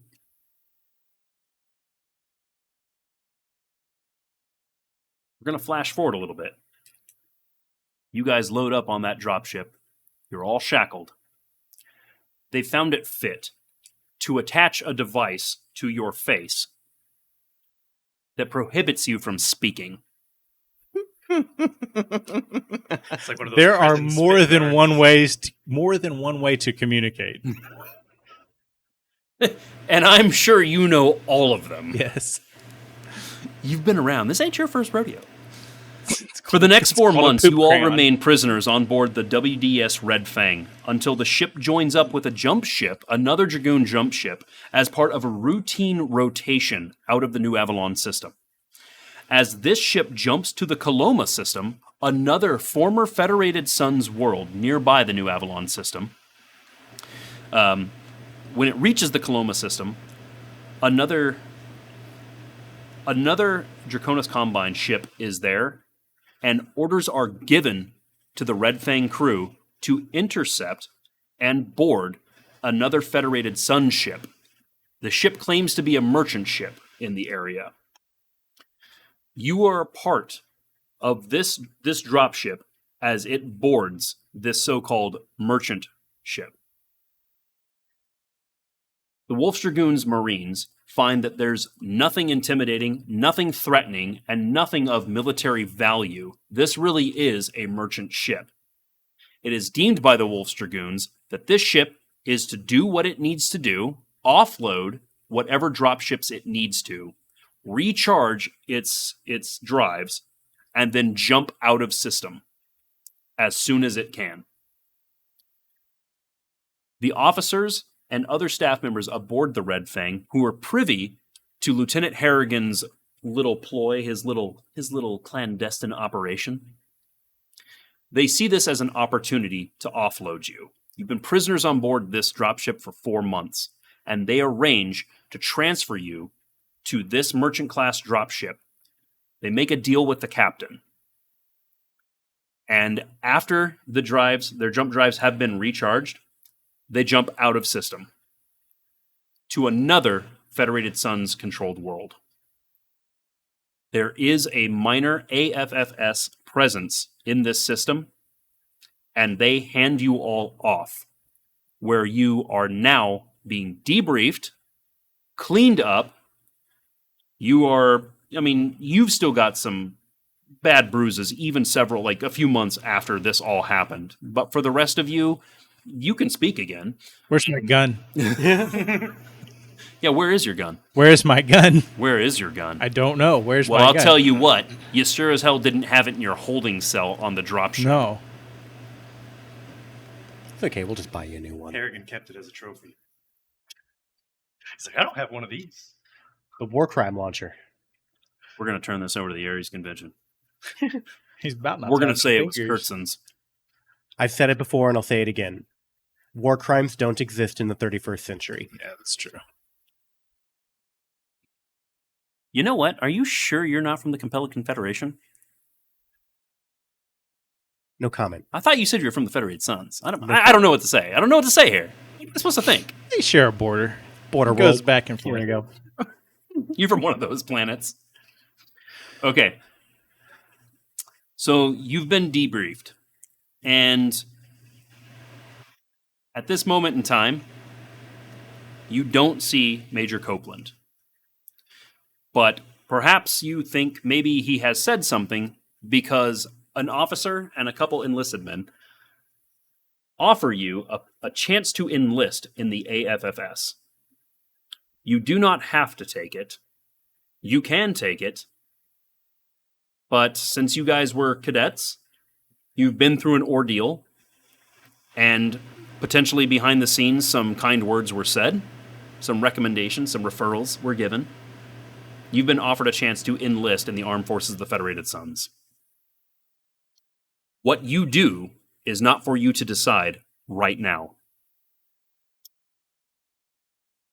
That's it. That is our first game of this campaign.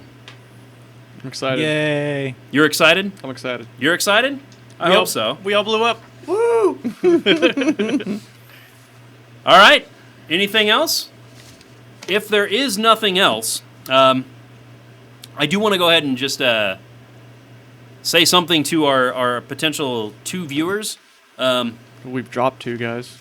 Yeah, I thought we dropped 3. Oh, No, yeah, no, I wasn't no. going to watch this, You was only, I? You only said 4, so Yeah. only yeah. 2 viewers now. Okay. All right, so for those of you that are watching, please consider subscribing to our channel. Kind of help us out. Let us know that you like these things. I imagine hitting the bell icon on YouTube. I have never actually hit the bell icon. I don't like to be notified of things. Hit the bell icon. Don't be and like select me. all notifications. Ignore what he's saying. Yeah. Please hit the bell icon. It helps. Also, check us out on all the popular social media platforms. Yes, we've already discussed about Discord. We are not on Discord Yet. and we haven't classified Discord as a social media platform yet. Eventually, but Facebook and Twitter will be live. Yeah. And also, if you do like what you saw tonight, another way to help us out besides subscribing and check us out on those social media platforms is we'll have the information in the little Description? description. Thank you. A link to our Patreon. Please check it out and consider supporting us. We've got We've got, I think, 3 tiers on that. I think 3 tiers is what we came up with. And we've got some perks for each of those tiers that, if you just want to help us out maybe a little bit more, we might offer you just some other cool stuff. We've got some behind-the-scenes stuff planned for our Patreons. Definitely letting everyone know through our videos who's supporting us. We've also got some engagement opportunities to kind of chat with us, share your thoughts with us, and maybe even influence some of what happens at this table. So definitely do try and check us out on Patreon, and no one's twisting your arm to give us money, but I mean, a cup of coffee doesn't hurt. Other than that, It hurts my soul. I think that's it for our comments. And is there any administrative stuff I am leaving out? Nope. I think you've covered it, man. Okay. All right. Well, then that's it from all of us here at Maximum DACA for our very first game. We want to say thank you, and we hope to see you at our next game. Later.